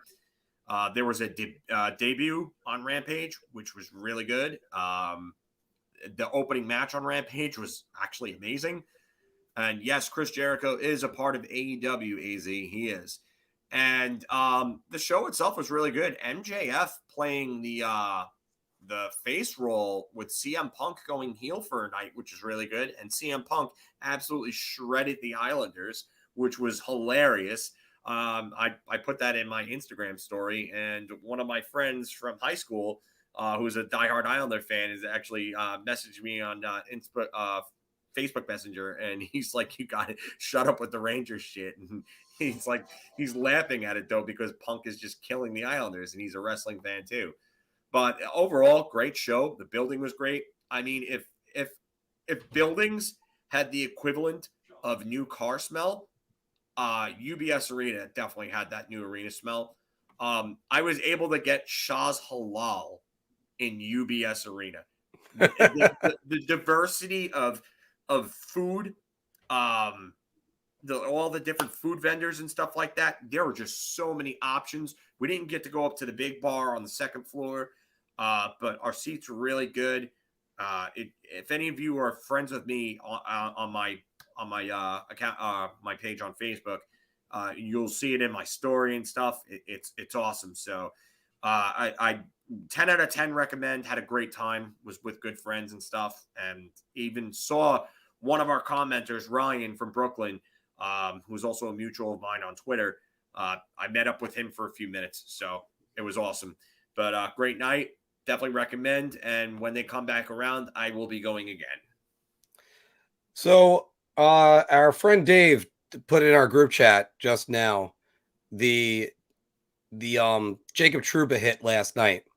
And yes, it was on Nate McKinnon, and yes, it was clean.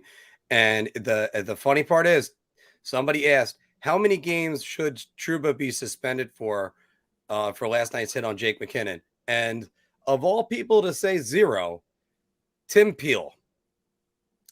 Tim Peel, I'll still never forgive you for the 2014. The puck was past you with the White King, but you're right. 100% right. You watch that hit again. You know what? My goodness, that was textbook. Like, why was that even a thought? So again, oh hey, Davey. By the way, happy birthday. March 25th is my parents' wedding anniversary. So, and they're gonna make it to 50. Wow, I'm amazed by that. I can't even get a girl to want to be with me for more than a month, or vice versa. My relationships last about as long as cartons of milk. But they made it 50 years. So God bless them. And or they're 6 months away from my getting there. History is probably just as bad, if not worse, than Mark's. So yeah, I laugh at Mark's stories of how bad his relationships are and everything like that, and all of his relationship fails and stuff. But mine are not great either. So, right now my relationship that I'm focusing on is Big Apple hockey. So, yeah, and that's taking away married to Big Apple hockey. I am married to Big Apple hockey. I have no problem saying that right now, and it's been so rewarding. I mean, sure, I don't know where the joke was going to go from there. Good job. And and this here from AZ, it summarizes it perfectly. Clean hit, arms down, skates on the ice, body through the chest, and I saw Sean's. Yeah, Sean's. That's good. That's good. That's good. Oh no. Yeah. No. You know what? It's difficult enough trying to find the needle in a haystack. So whatever you do, just never settle. Take your time. Have somebody that actually appreciates you. And when being alone's an option, it's actually a good thing too. So don't worry about that. I got great friends. I got roommates, housemates that. He's got Big Apple hockey. Just remember that. Yes. Yeah. So again, I make the joke several times. I'm still smiling every single day. Don't worry about that. I play take a shot 24/7. I felt like I was doing that last week. Oh, But yeah, Phil, what around the league is something that's kind of like surprising you or making you take notice? something around the league that is surprising me. I would say Minnesota. I mean, just them being for real like they are is just kind of surprising. Detroit still being in a playoff spot right now is very surprising to me. I just didn't think that they were gonna. I thought they were gonna fall off. You know, not that I was looking at a different screen. Oh, This God. one. Oh God, Mark talking about his sad love life is the next stream to go on with. By the way, everybody remember Mark's to always not to do relationships channel. yeah. Oh God. You know what's funny about it? Actually, now thinking about it, is that Anthony's mohawk really wasn't the first thing made fun of. It was your relationships. Oh God, yeah. Yeah, your relationships were Sean, Joe, and everyone in the chat. It was just no Mark Show will be called No Love Line. Oh man. You know, and again, I've had some good relationships and always wish a good future for them. So I'm not bitter. I'm bitter towards one of them, but that's a different story. But Revo, by the way, dropping the gloves last night. Revo's been a major impact on this team. Can't say that enough. You know, yeah, he's just been awesome. He really is. That's like I said, when I did the video, I said he was going to change the culture, and he has. He's just. That's the type of guy that comes into a locker room and everybody sticks their chest out more because of him. And they were, I forget what I was watching. I think it was the post game or I don't even. Oh no, it was the Rob Talks Hockey video No, I'm sorry. It was the Don Cherry video. That's it. And Don Cherry even said that. Don Cherry was like, well, this is what happens. You know, yeah, I know. Pat yourself on the back. Go ahead. Do it. Get it out of the way. You should make a video of it and just send it to me. We can get all the highlights of the comments that you had for all summer. Ryan Reeves. I'm going, I don't want any part of Ryan Reeves. And then now we got Ryan Reeves. Woo! Yep. I was celebrating that too. I actually had a video about correct predictions that we made. And I ended up not putting it up. I don't know why. I think it was just because if anybody gets to be on a video of correct predictions, this man right here was the one who said he was manifesting it. So yeah, he's going to be on that video. Yeah. Two things you can never rely on. NHL deal. Oh, that's great, Joe. That's great. Joe and Sean, you'll both get this one. Fickle. Bryan Danielson as Daniel Bryan in WWE doing his heel shtick when he was calling the fans fickle, because we all know women can be fickle, and George Paros is apparently fickle. So sorry for our female viewers, Diane, Shannon, Ariana. I know, you know what? Sorry, a lot of you women out there are fickle, and I'm saying that from my love life. Don't worry. Men could also be quite the douchebags as well. Yeah, men are d-bags. Yeah. After all, there was somebody who was telling me a story this week about how they set up. She set up her best friend with a guy, and he was a really nice guy. They were dating for like a month, but him and his previous ex-girlfriend not only never broke up, but then they're having a baby together. And Tony Granny, another one. Oh, hey, yeah. He's just like, oh yeah, but we could still go ahead with ours. Really? And guys, what are we doing? Yeah, seriously, what are we doing now? I don't get the whole. It's not like I'm not in good shape, and you know the moneymaker up here, and Filk has got it going on. So I mean, come on. No, I don't have the moneymaker. I got the in shape thing going for me to a point now. I don't have the moneymaker here, Mr. Headshot over there. Okay, but let me change it around on you, since that's the way you're gonna go. How many times do you look over and just see somebody, then the guy is basically a 4 as far as looks goes, and you're like, that guy is getting girls? How the hell am I not doing it?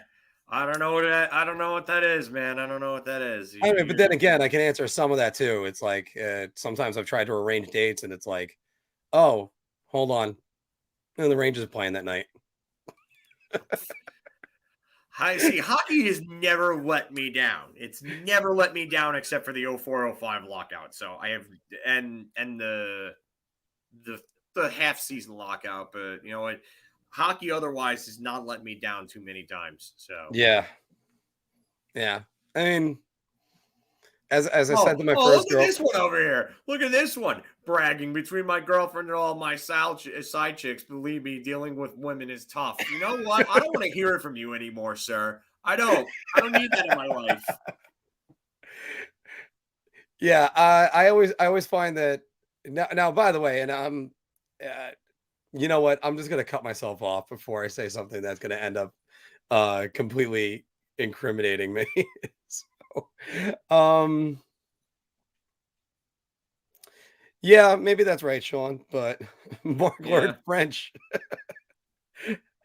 I think the lines I used in Montreal were parlez-vous anglais. Yeah, Sean gets 3 dates last week, and they all want the second date, and he's complaining over here. You know what, buddy? You want to flip with me? Dates right now are not happening for me. So let's and it's hard enough when you're scratching 4 nights of your week out of your shifts, so or out of everything, scheduling. And again, look, like I said before, it's good to take some time away from the dating scene anyway. But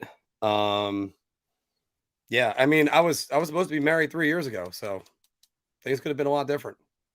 So, is there any party date? Actually, you know what, Lou? This one was particularly.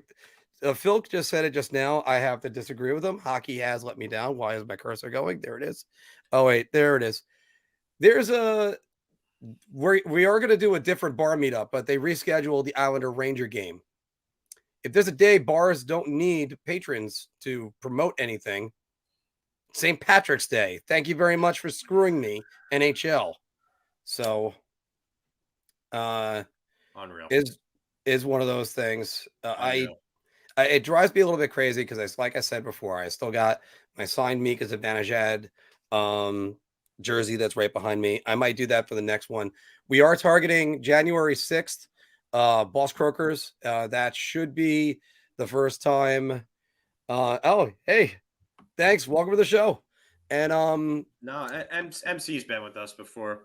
Okay, nice. So. I remember Honky Tonk before, so that's Honky Lips. No, but MC's been in, yeah. But we are targeting that. That's going to be the Rangers versus Vegas in Vegas, and Gerard Gallant's first meeting against his former club. I think that's going to be a great game. And I'm talking with my boss right there. So I would love to do a bar meetup for a playoff game. We'll find out about that soon enough. Brody, that's great to know too, that we're providing that much entertainment for the missus. That's the second wife today that we've made happy. Somebody else said that their wife was laughing at it. I think it was Mike's wife. Yeah, Mike said it. Yeah, Mike said that we are winning over his wife and she's becoming a fan of the show. So yes, awesome. And I'm excited for a lot of things coming up for us. We're just waiting on word to make sure that it's official that we're going to Vegas to cover the All-Star game. I mean, hopefully, by the way, Chris Kreider will be there for the All-Star game. I don't see how he's not right now. Well, that's the thing. Do the Rangers get to send 3 representatives or 4 representatives at that point? I think the max you could probably send is 3 out of the Metro, I'd say, and then everybody has 1. I mean, the Rangers had 4 in '94, but I mean, that was a pretty damn good year for them. But that was also Panarin, playing 5-on-5. Roster's a little bit bigger. yeah, Panarin, Igor could be in net. You obviously out of Fox. I mean, and those are the Kreider. three, and then Chris Kreider. So I don't know who. That might come down to choices there. I don't know. You know, it's kind of funny, and Sean and Mike were talking about this right here, but it's where I start talking. I start talking with people about going to the All-Star game and everything. It's like I also got to remind them, like, I got to work, guys. I'm gonna have to. I can't be what I was the last 2 nights, where basically it was no, not a good thing. No.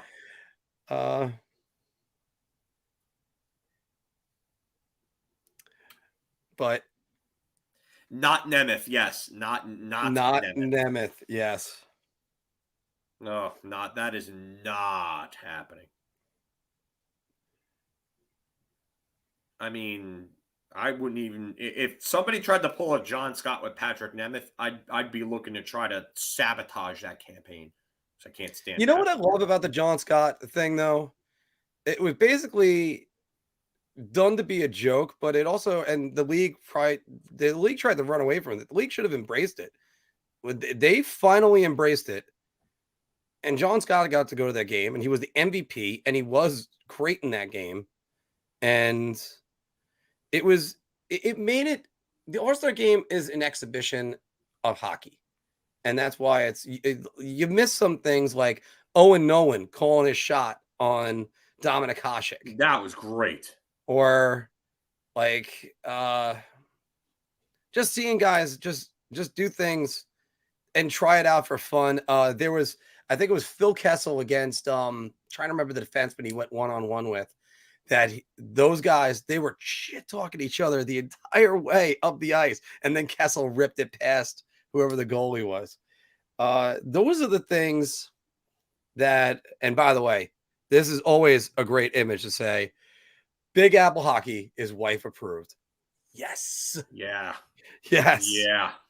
That's big. That's big. A lot better than the old saying I used to have. Big Apple Hockey. Watch us when you take a dump.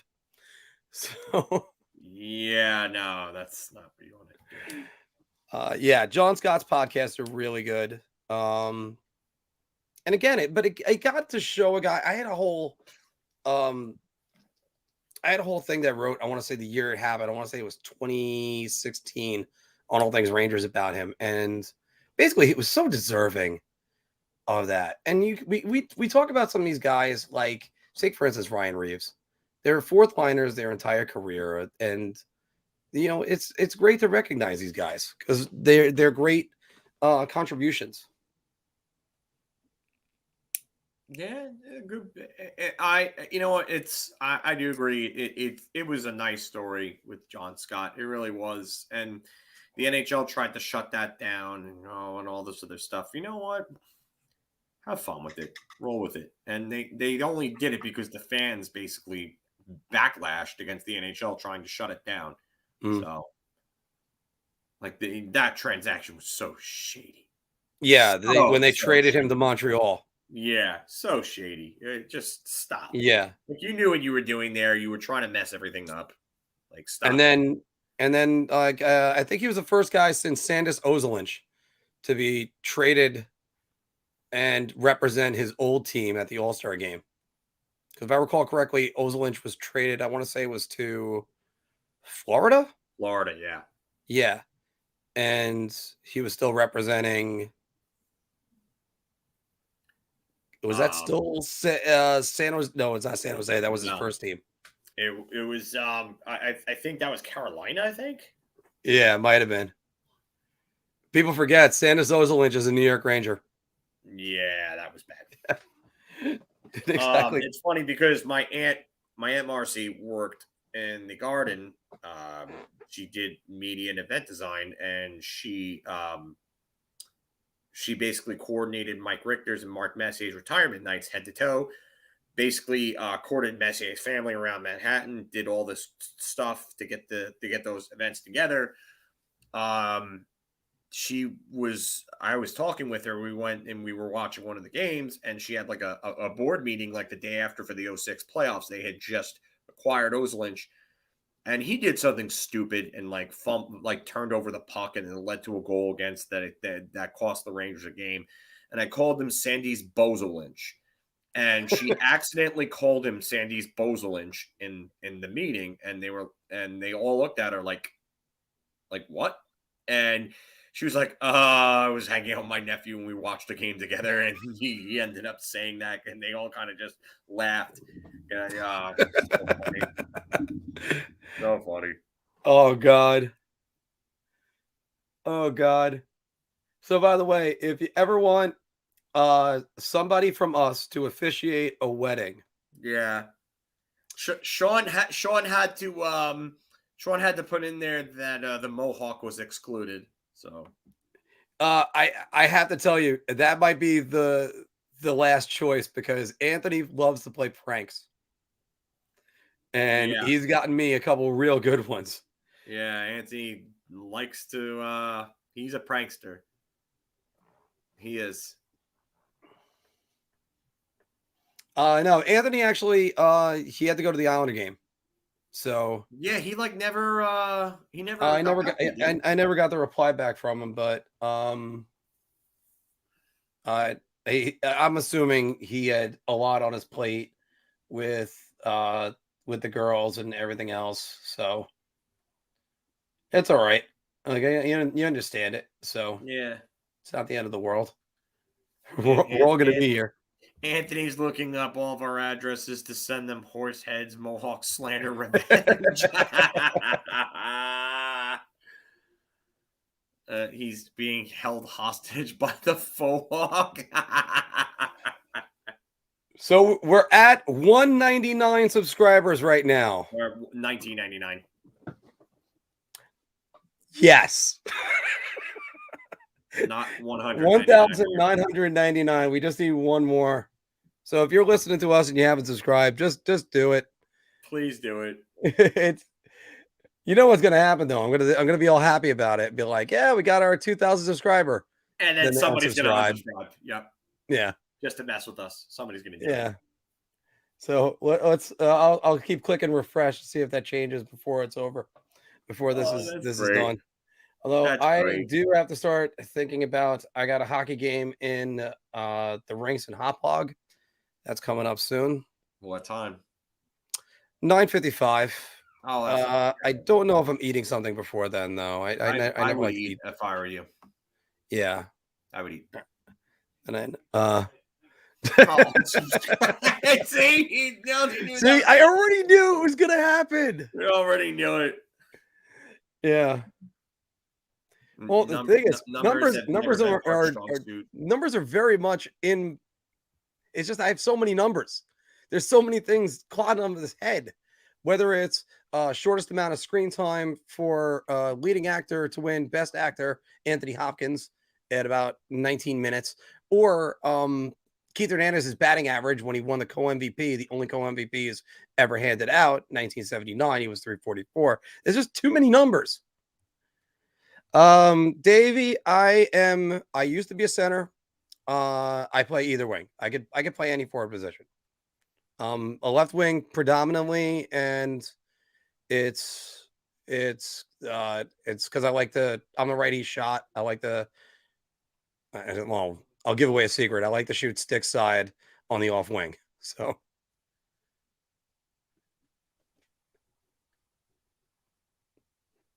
never leave a fellow treasure behind. I like that. Make sure you remember that when you play against Mark. Yeah. You know, the one thing I'm proud of saying is that in a game, I actually had 3 goals in 18 seconds. And it would have been a hat trick in 18 seconds, but I scored in the first period of that game. So it's so technically speaking, I beat Bill Mosienko's 21-second record. Oh God, here we go.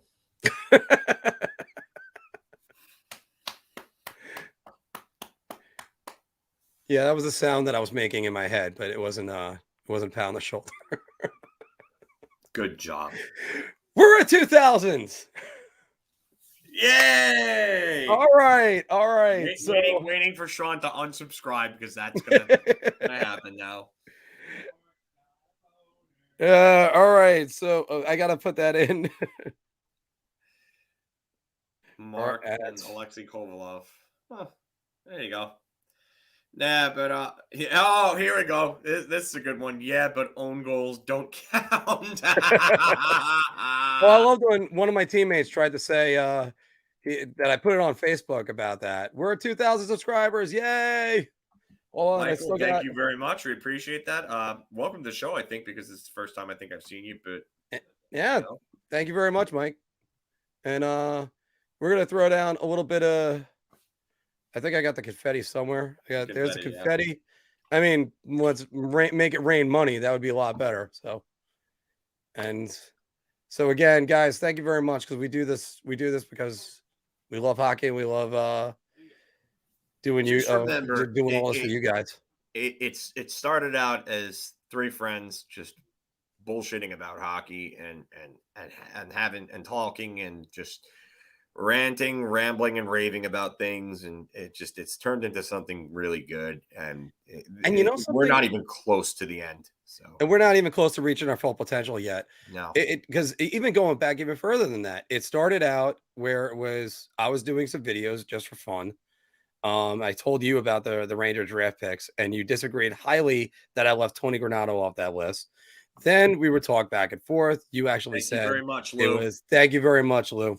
We appreciate and that's a great picture too, by the way. Yes, it is. We were talking back and forth about it, and you said, I think it was the bold predictions one that you're like, that's a great show, and I love your Zelda shield that you have in the back and the Zelda clock. And then I was making the Tony D'Angelo video about him supposedly using a burner account, and then I'm just like, you know what? I got too much to talk about. Filk, why don't we record a Zoom call? And then that's what we started doing with that. That's when All Things Rangers came out. And then Anthony, liked what we were doing. And him and me surprised Filk. And Anthony's been a great addition. Everything we've been doing on this channel has been great. Can't say enough for it. We did the year in review. I love that. I can't wait to do another year in review too. I'm going to have a couple of videos coming out to be what you might have missed by not watching Big Apple hockey. And, we talk.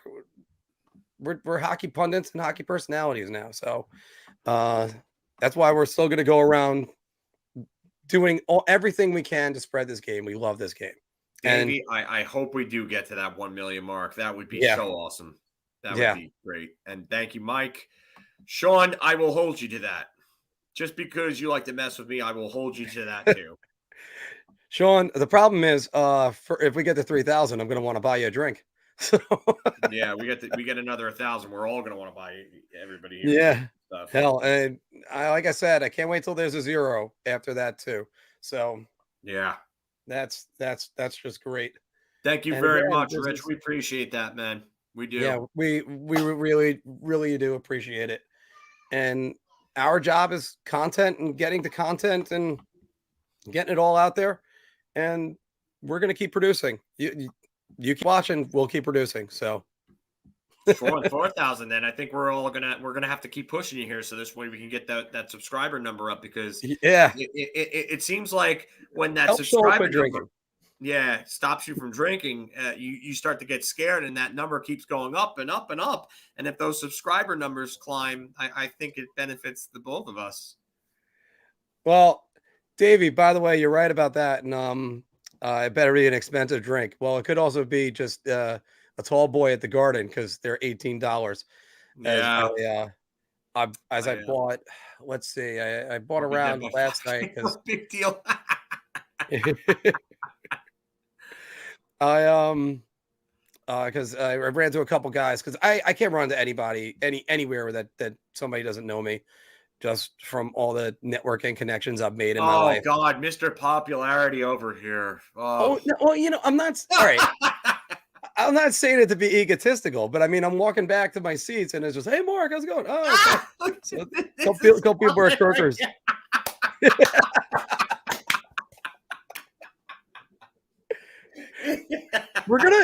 We're gonna have to start a Twitter account as Anthony's Mohawk, aren't we? Yeah. Oh, Oh my God. Could you imagine that Twitter account gets more followers than all three of our Twitter accounts and the Big Apple Hockey account combined? yeah, Oh my God. yeah. The Yeah, I was just about to highlight that too.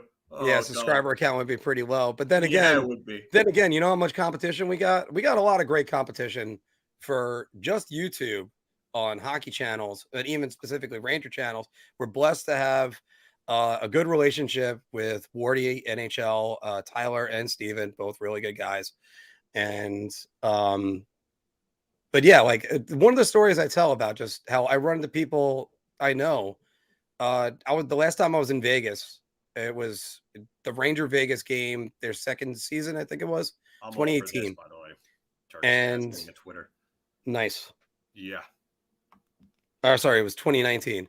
So it was their second season. And I was at Caesars walking around trying to get back to my hotel room, took a wrong turn. I ran into my center on my hockey team, Mike Acertato. So it was Do you say the last name Acertato? yeah, Mike Acertato. I wonder if he was related to a Tom, because I play with a Tom Acertato. Where is he from? Levittown, I think. Levittown? Yeah. I know he's got a sister and at least two brothers. I know that. So yeah. Yeah, I'm definitely want to check something now. Yeah. See, I got the web. I got all my connections. Oh, yeah. You know what? We do need, I agree with you, Mikey. We need a Turk Stash Twitter.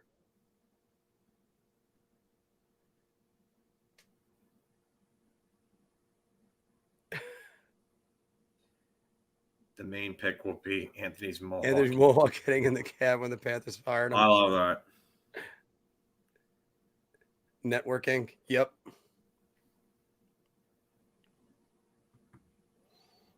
All right. So we'll definitely do like another 5 more minutes. Yeah. Oh. Yeah, because I could already hear it's the babies dancing in the next room. Ah! Another up-and-coming Rangers channel is NY Ranting Rangers. They're very supportive, like you guys in Wardy. They cover live Rangers and Mets games. So that's cool. I mean, good. Go ahead.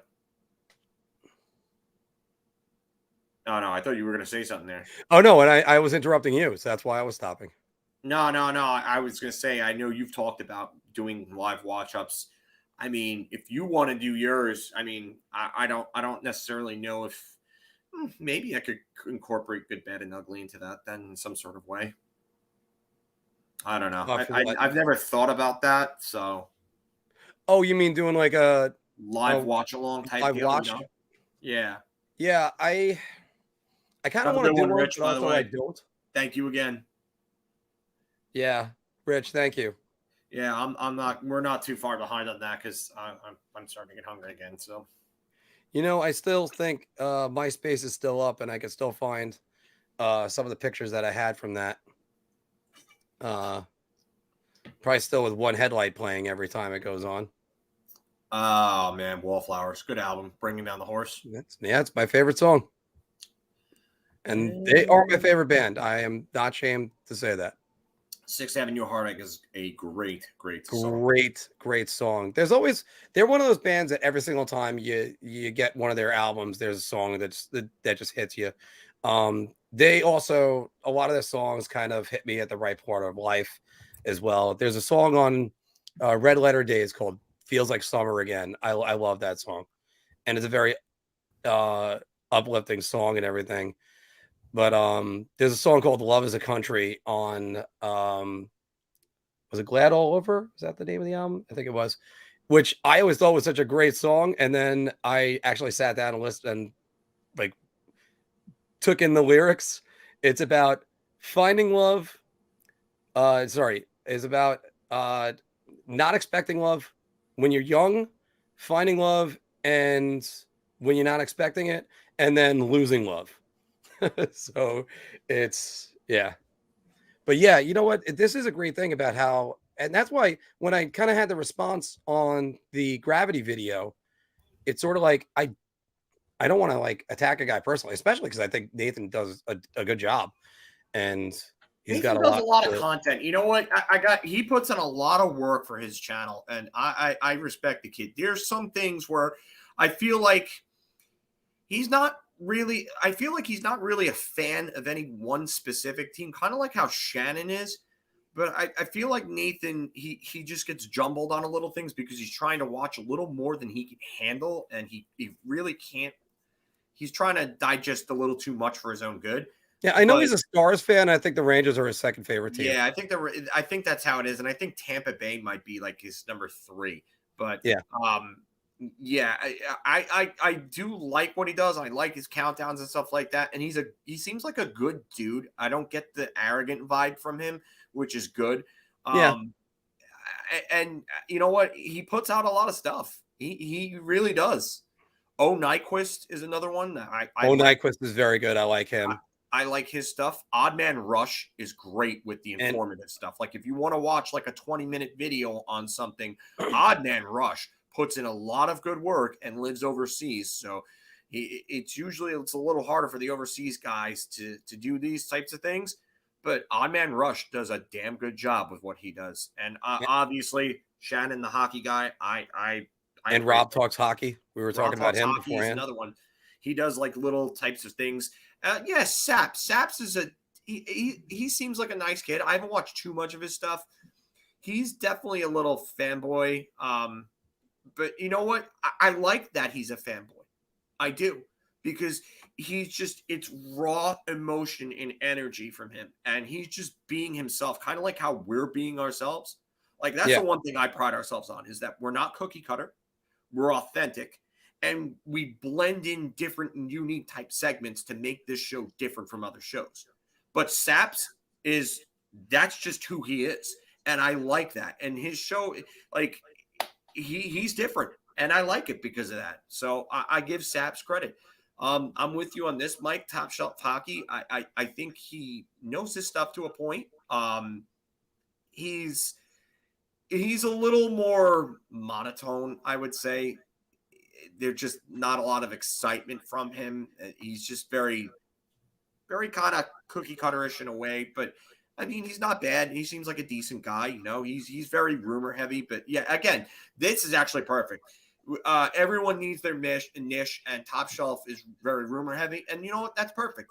Like if I watch Top Shelf's videos, and if like I want to go and get a summary of a rumor, Top Shelf is usually good at them. Like I'll fast forward through like the news stuff because like he'll highlight like somebody being on waivers. Like I really don't care about that. But like when you get to the rumors, he summarizes everything pretty well. And then there's Lego Rocks is another one. Yeah, Lego Rocks is a good one. Yeah. Yeah, that's Lego Rocks. He's the one who plays the video games while doing it. He's another one.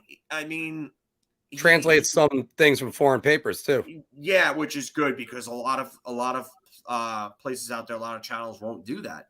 So good on him for doing that. He seems like, you know, he tries to cover a lot of teams, and it's hard to do that. So I got to give him credit for doing what he does.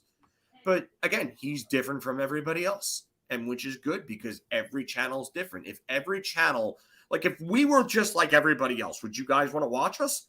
Of course not. Of course not. I would say no at that point because we got one thing I think that helps is the pop culture references that I'll throw in a lot. Yeah. Also the like our segments, we have a lot of that's where I think unique Anthony ideas. is great for us. Who the hell else thought to do bar talk? No, nobody. Nobody. Mark I did it as a St. Patrick's Day special for us. It was just called Shot Beer and Buy Everyone. I think it was originally. Yeah, Shot Beer and Round. I think it was called, right? Yeah, Shot Beer and Round, and then eventually. Yeah. And I can't wait to be in Vegas doing it with Dave Pagnotta live. So yeah, I mean that's nuts, you know. And then you came up with the honest press conferences. And the honest press conferences ended up being, like a big thing. And everybody on here has loved them. Like, who the hell else is going to say that? And another thing, obviously other channels have it, but do you find the jokes that that we make on other channels? No, no. And I love that. And I also love our interaction with the crowd. And again, one thing that also helps is the energy that Yes, you have everybody. to send that to Mark, Sean. You have to send that to Mark because oh my God, that'll be a good one. Yeah. But again, the energy everybody brings. Obviously, Phil's got lots of energy. Anthony's the one that spearheads guests. I never Yeah. thought about bringing on guests. That's another one. Like, but and are any of these other channels getting on guests and big time guests? Is that? Yeah. Who's getting you Ray Ferraro?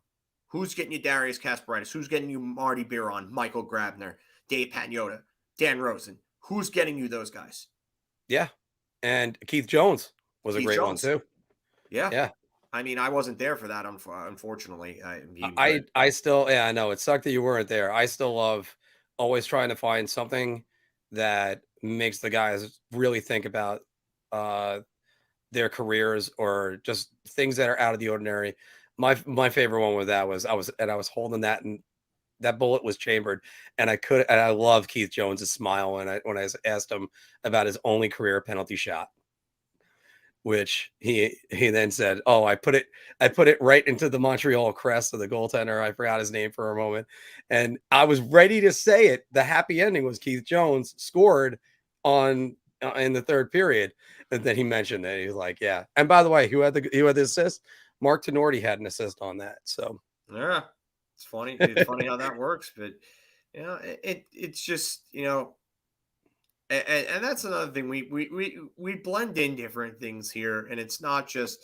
There are times where we let it go a little off the rails, and we have fun with it, And like you guys, you come in with the comments and stuff like that when you guys are making jokes on Anthony's mohawk or Mark's love life, or just how ridiculously crazy I am, or something, or my like headshot. that. Yeah, I mean, like it's it's fun. That's fun. That's what it's.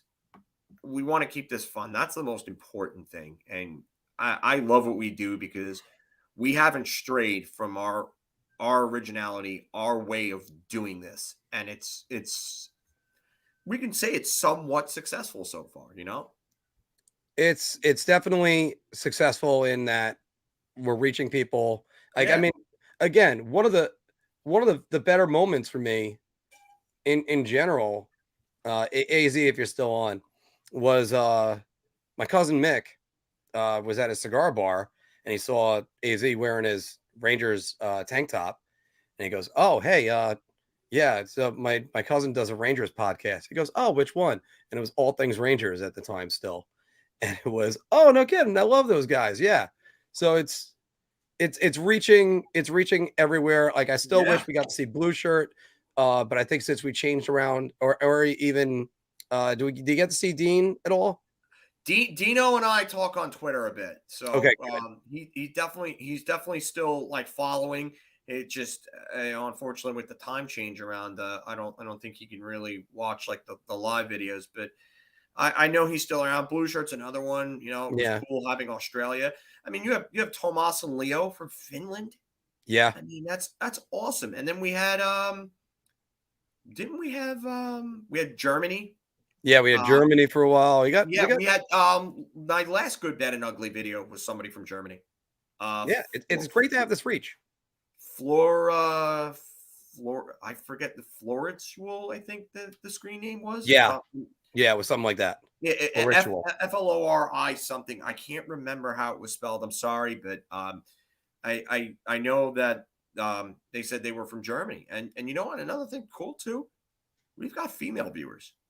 And that's awesome for me. I love coming across women who love hockey. So I mean that's great. Diane was in here all day. Shannon, Ariana. Shannon's always around. Granny, I always talk to her about games whenever I see her, Croakers. Getting to meet her was cool. I like her. She's good people. Yeah.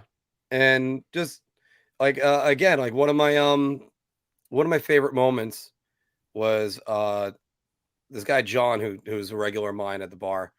But I told him about the videos, and his girlfriend was jumping into bed with him at one point at the end of the night, and she goes, "Well, what are you watching? That guy looks like Mark," because it is, and it was just one of our videos. John?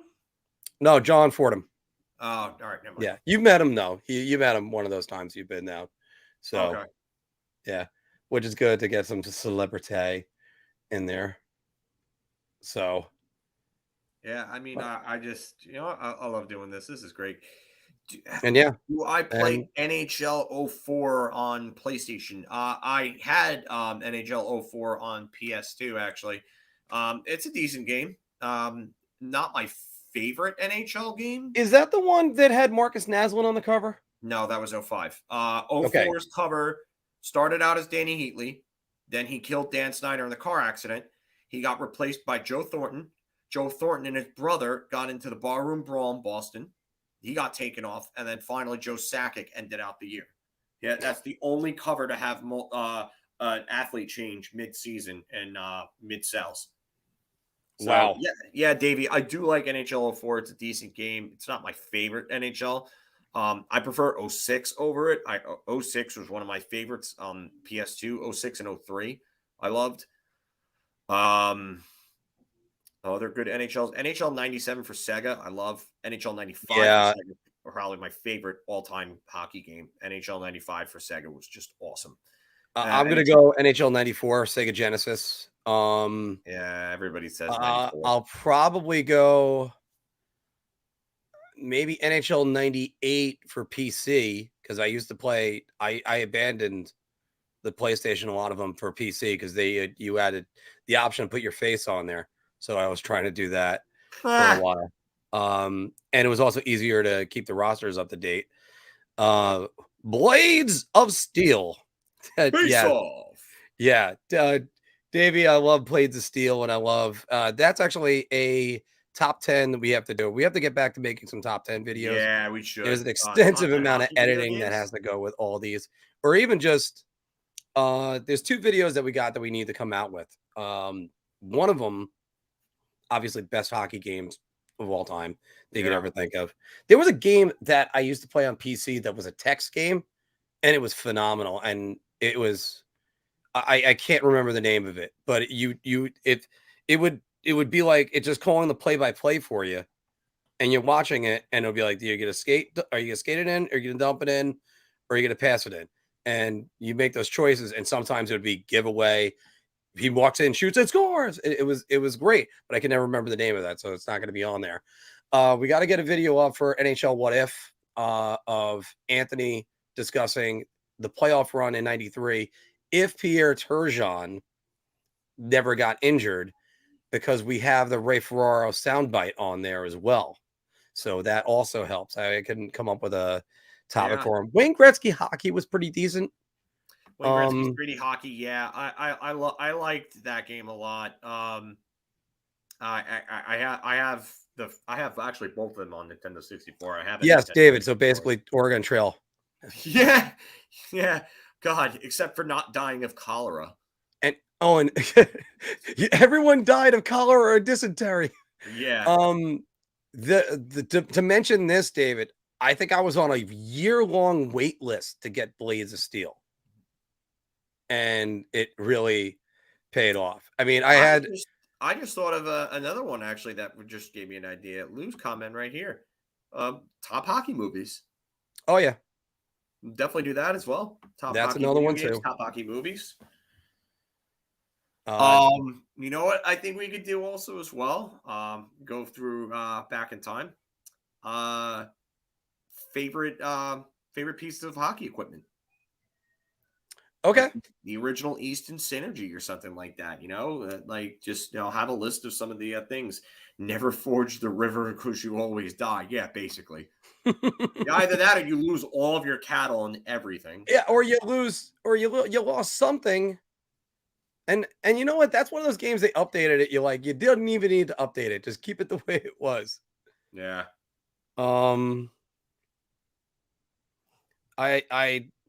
Again, Blades of Steel was always just so much fun to play. Then getting NHL hockey on the Genesis But that's another video that I'm going to do because I did a rant about it on the mark, but it's the quality of NHL games has just gone down, and it's so easy to just say it's EA's fault, but I don't think anybody's paying any attention. It was a great game that was underrated. I loved it in the arcade. Open Ice, basically NBA Jam. Midway Open Ice Challenge. Hell yeah, that Yeah. was an awesome game. Yeah. Awesome game. But it was basically Wayne Gretzky's 3D hockey before Wayne Gretzky 3D hockey came out. It was like a year beforehand, I think it was released. Yeah. So yeah, Midway did a good little job there. Yeah, I mean, Midway right there had like NBA Jam. They had the Mortal Kombat games, and like right around that 95, 96 mark, they came out with Mortal Kombat 3, Ultimate Mortal Kombat 3, and Mortal Kombat Trilogy, all in that 1 year span. Then you had Midway Open Ice. NBA Jam was not too far. Tournament Edition was not too far before that, and then they got into NFL Blitz. Yeah, the 2K series rivaled EA for a while, and then EA basically just snatched up all the licenses. And when it was took ESPN away. National Hockey Night in the early 2000s, it was really good. Yeah. NBA. Now, by the way, you know what's sad? NBA Jam. I'm not even sure if you can make an NBA Jam these days. Like, that's what the state of the NBA is. It's what? Like, just saying. I don't know if you could pick 3 players that are good on every single team. I used to, and again, you used to play every single team on NBA Jam, and it was amazing. Oh yeah, NHL Hits. Good call on Joe. That's another one. Yeah. Yeah, I get what you're saying in a way. There Hit are the Ice was pretty good too. Players on every team, but there are other teams that are more stacked. Like you have like Brooklyn that has like Kevin Durant, Kyrie Irving, and James Harden. Yeah, but who are you picking on? Who are you picking on Sacramento? This is why I hate the NBA. Like, there's just franchises that have been abandoned and left for dead. I get it. Yeah, I get it. Like, everybody could say, "Oh, it's free agency. Players want to go where they want to go," but Orlando's never going to compete ever again. And there's a lot of those that are like that. Getting back to the hockey, though, yes, ice hockey on the Nintendo, always great. Mike Tyson's Punch Out, oof, yeah. I say Hit the Ice was pretty good for. I think it was Sega Genesis. I had that on. That was basically arch rivals in Open Ice before then, but it was more comical.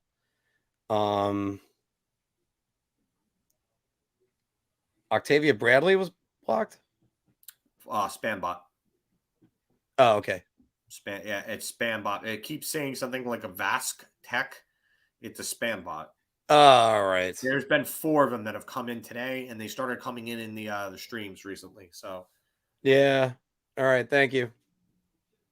I haven't been getting rid of them, but I know that they're there. So we gotta. No, that only popped up within like the last week. I started noticing them. Yeah. So now that I know, don't worry about it. It's just a bot. I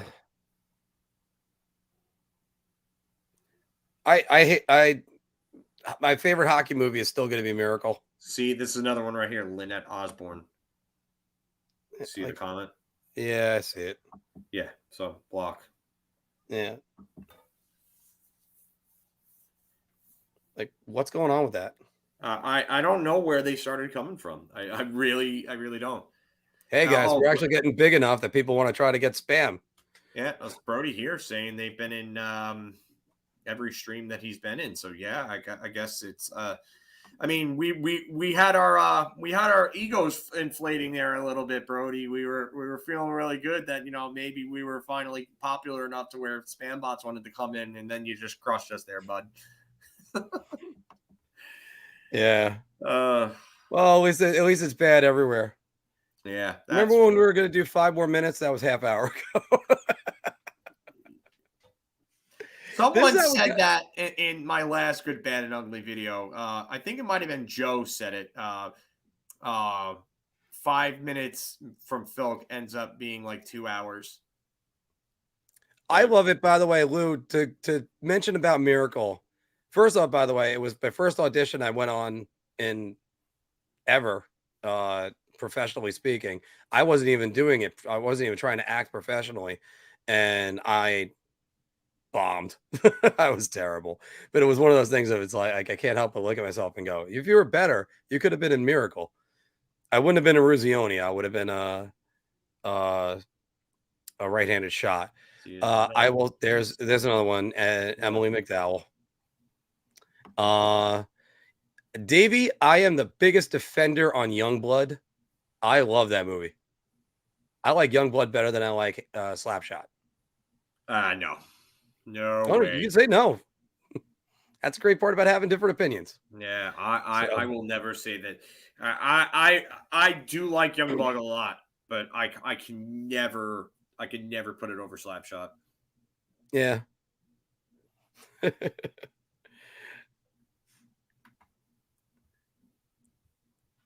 There were 10 of them in an RE4 stream today. Wow. I by the way, some of the Resident Evils, I should just watch the streams on them because I'm never going to play 7, and I hear that's great. Although They're coming out with the movie, so they came out with the movie, and supposedly it's terrible. You're like, I really liked the first game and the second game, and then they just they kind of lost me. Mystery Alaska, I think, is underrated, but I'm also the same person. I put this on the Rangers page a while ago. I'm the same person that looks at Mystery Alaska and just says, number 11 is Mark Messier. Don't have somebody wear number 11. Yeah. Well, the only problem with that movie is that Messier was gone by then. Yeah. So, Brody, favorite Resident Evil game? I'm gonna go with 2. And somebody said I saw a countdown before. It was just an article, so it wasn't even before they were doing videos. They said, "Oh, what's the scariest moment in the Resident Evil series?" And they ended up going with dogs bursting through the windows. Scariest moments to me was Mr. X. That guy scared the shit out of me.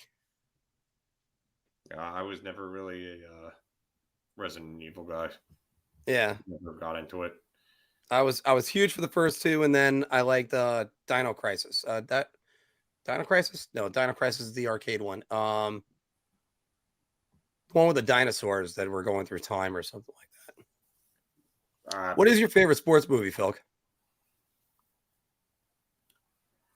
I'd probably have to say Slapshot. I absolutely cry laughing through that entire movie.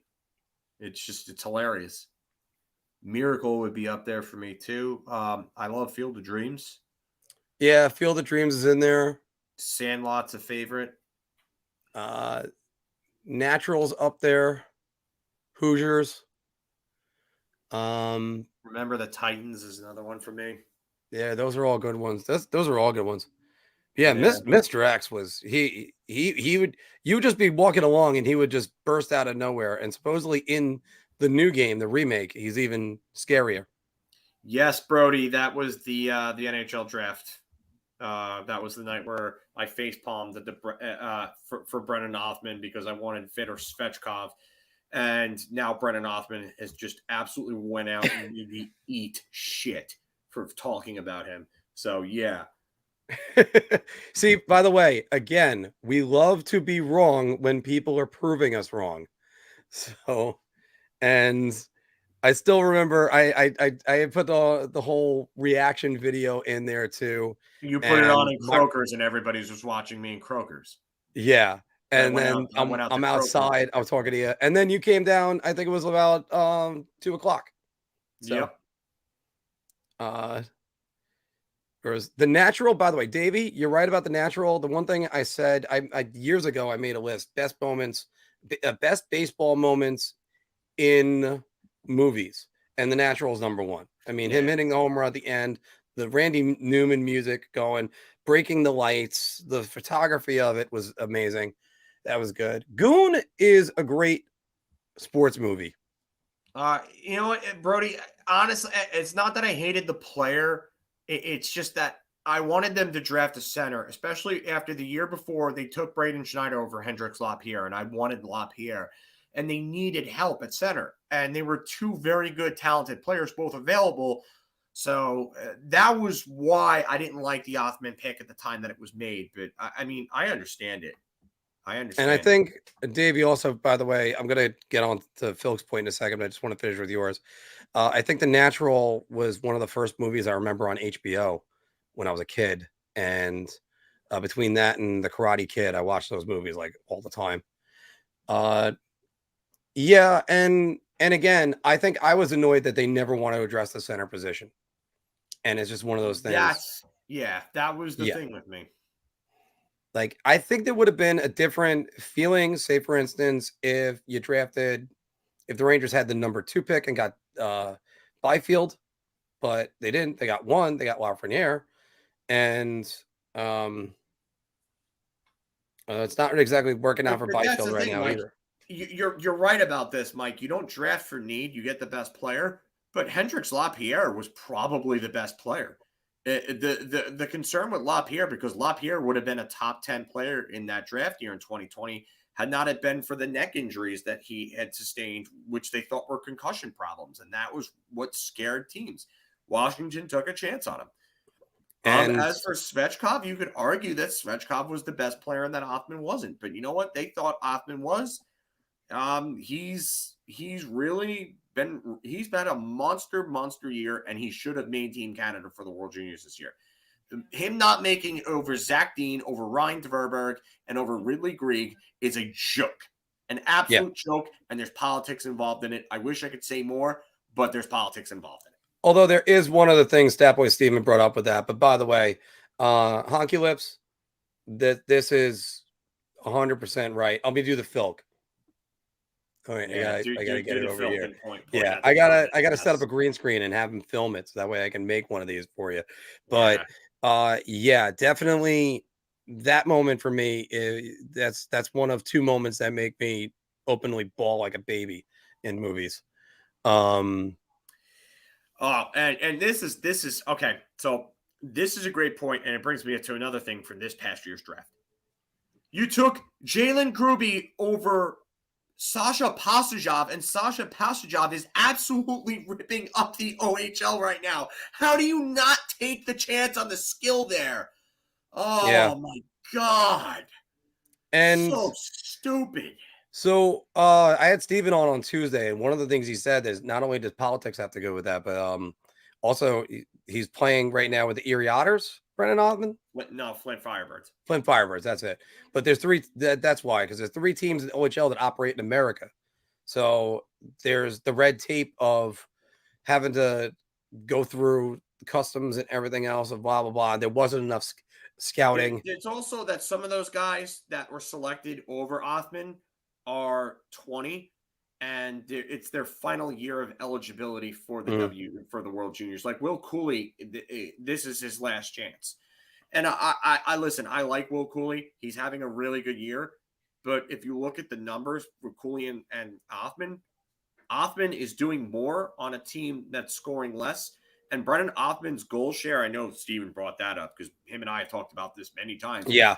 Hoffman has the highest goal share of any player in the OHL right now. That's ridiculous. Yeah. I mean, and again, if you're telling me that like they couldn't look up numbers or watch them on the internet or something, come on. Exactly. That's what I'm saying. Like, you don't have to go there to know, like, hey, watch this kid play. Look at what he's doing. Look at his numbers. And Flint is one of the top 3 lowest scoring teams. If not, I think they were the lowest scoring team the last I checked in the OHL. So how the hell are you not taking a guy that's absolutely carrying an offense that's bottom of the league like that? Yeah. And look, the Rangers are going to be benefiting about that. At what 70% about? Whatever Lou's comment is that the goal? That's the goal sharing number, right? Filk? What's that? Brendan Ottman's goal share number? The goal share is his percentage of goals scored in relevance to the team. Yeah. Or the amount of points he's got, right? Is point share in there? No, it was goal share that Steven did. Okay, it's goal share. All right. But yeah, so what happens is just what he described, the goal share. So that's pretty good when you're carrying an offense of that much. So, but you know what? I agree with you, Lou. He bulks up, gets NHL size. He's going Rangers to, got and that's another not one. going to be a problem. I've made the comparison to Adam Deadmarsh before, but I'm going to tell you right now, I'm looking back at it.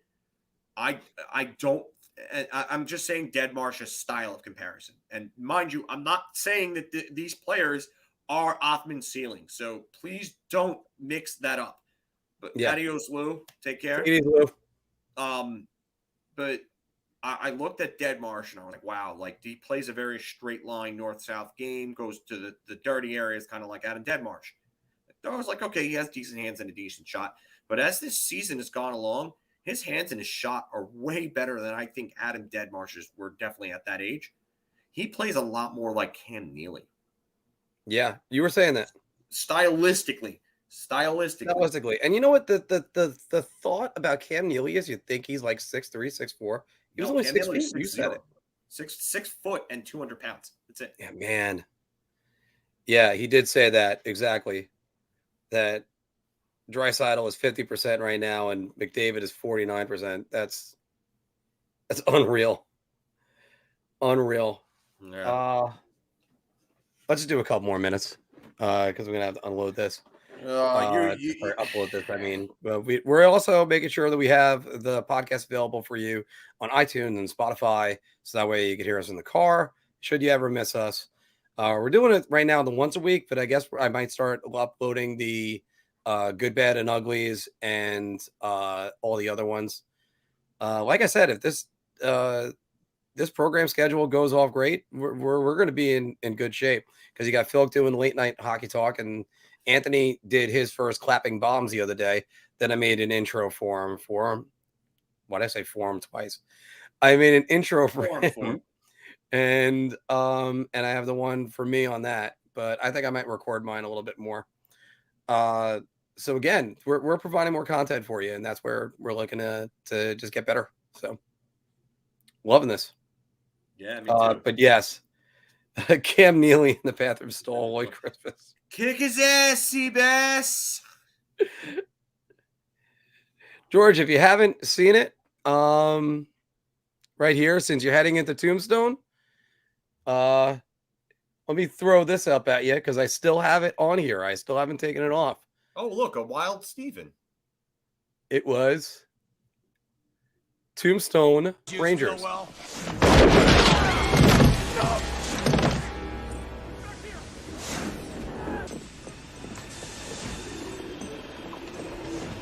All right, Clanton. You called down the thunder, well, now you got it. You see that? David Backus, former captain of the Blues, just got buried by Sammy Blais.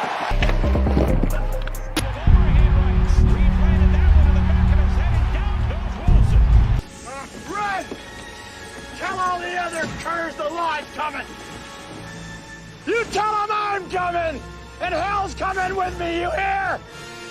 Hell's coming with me! I love that one. That's awesome. That's some of your absolute finest work right there. Yeah. Yeah, I was really good. That's so what Drewy was doing. Drew's doing everything. By the way, hey, Steven.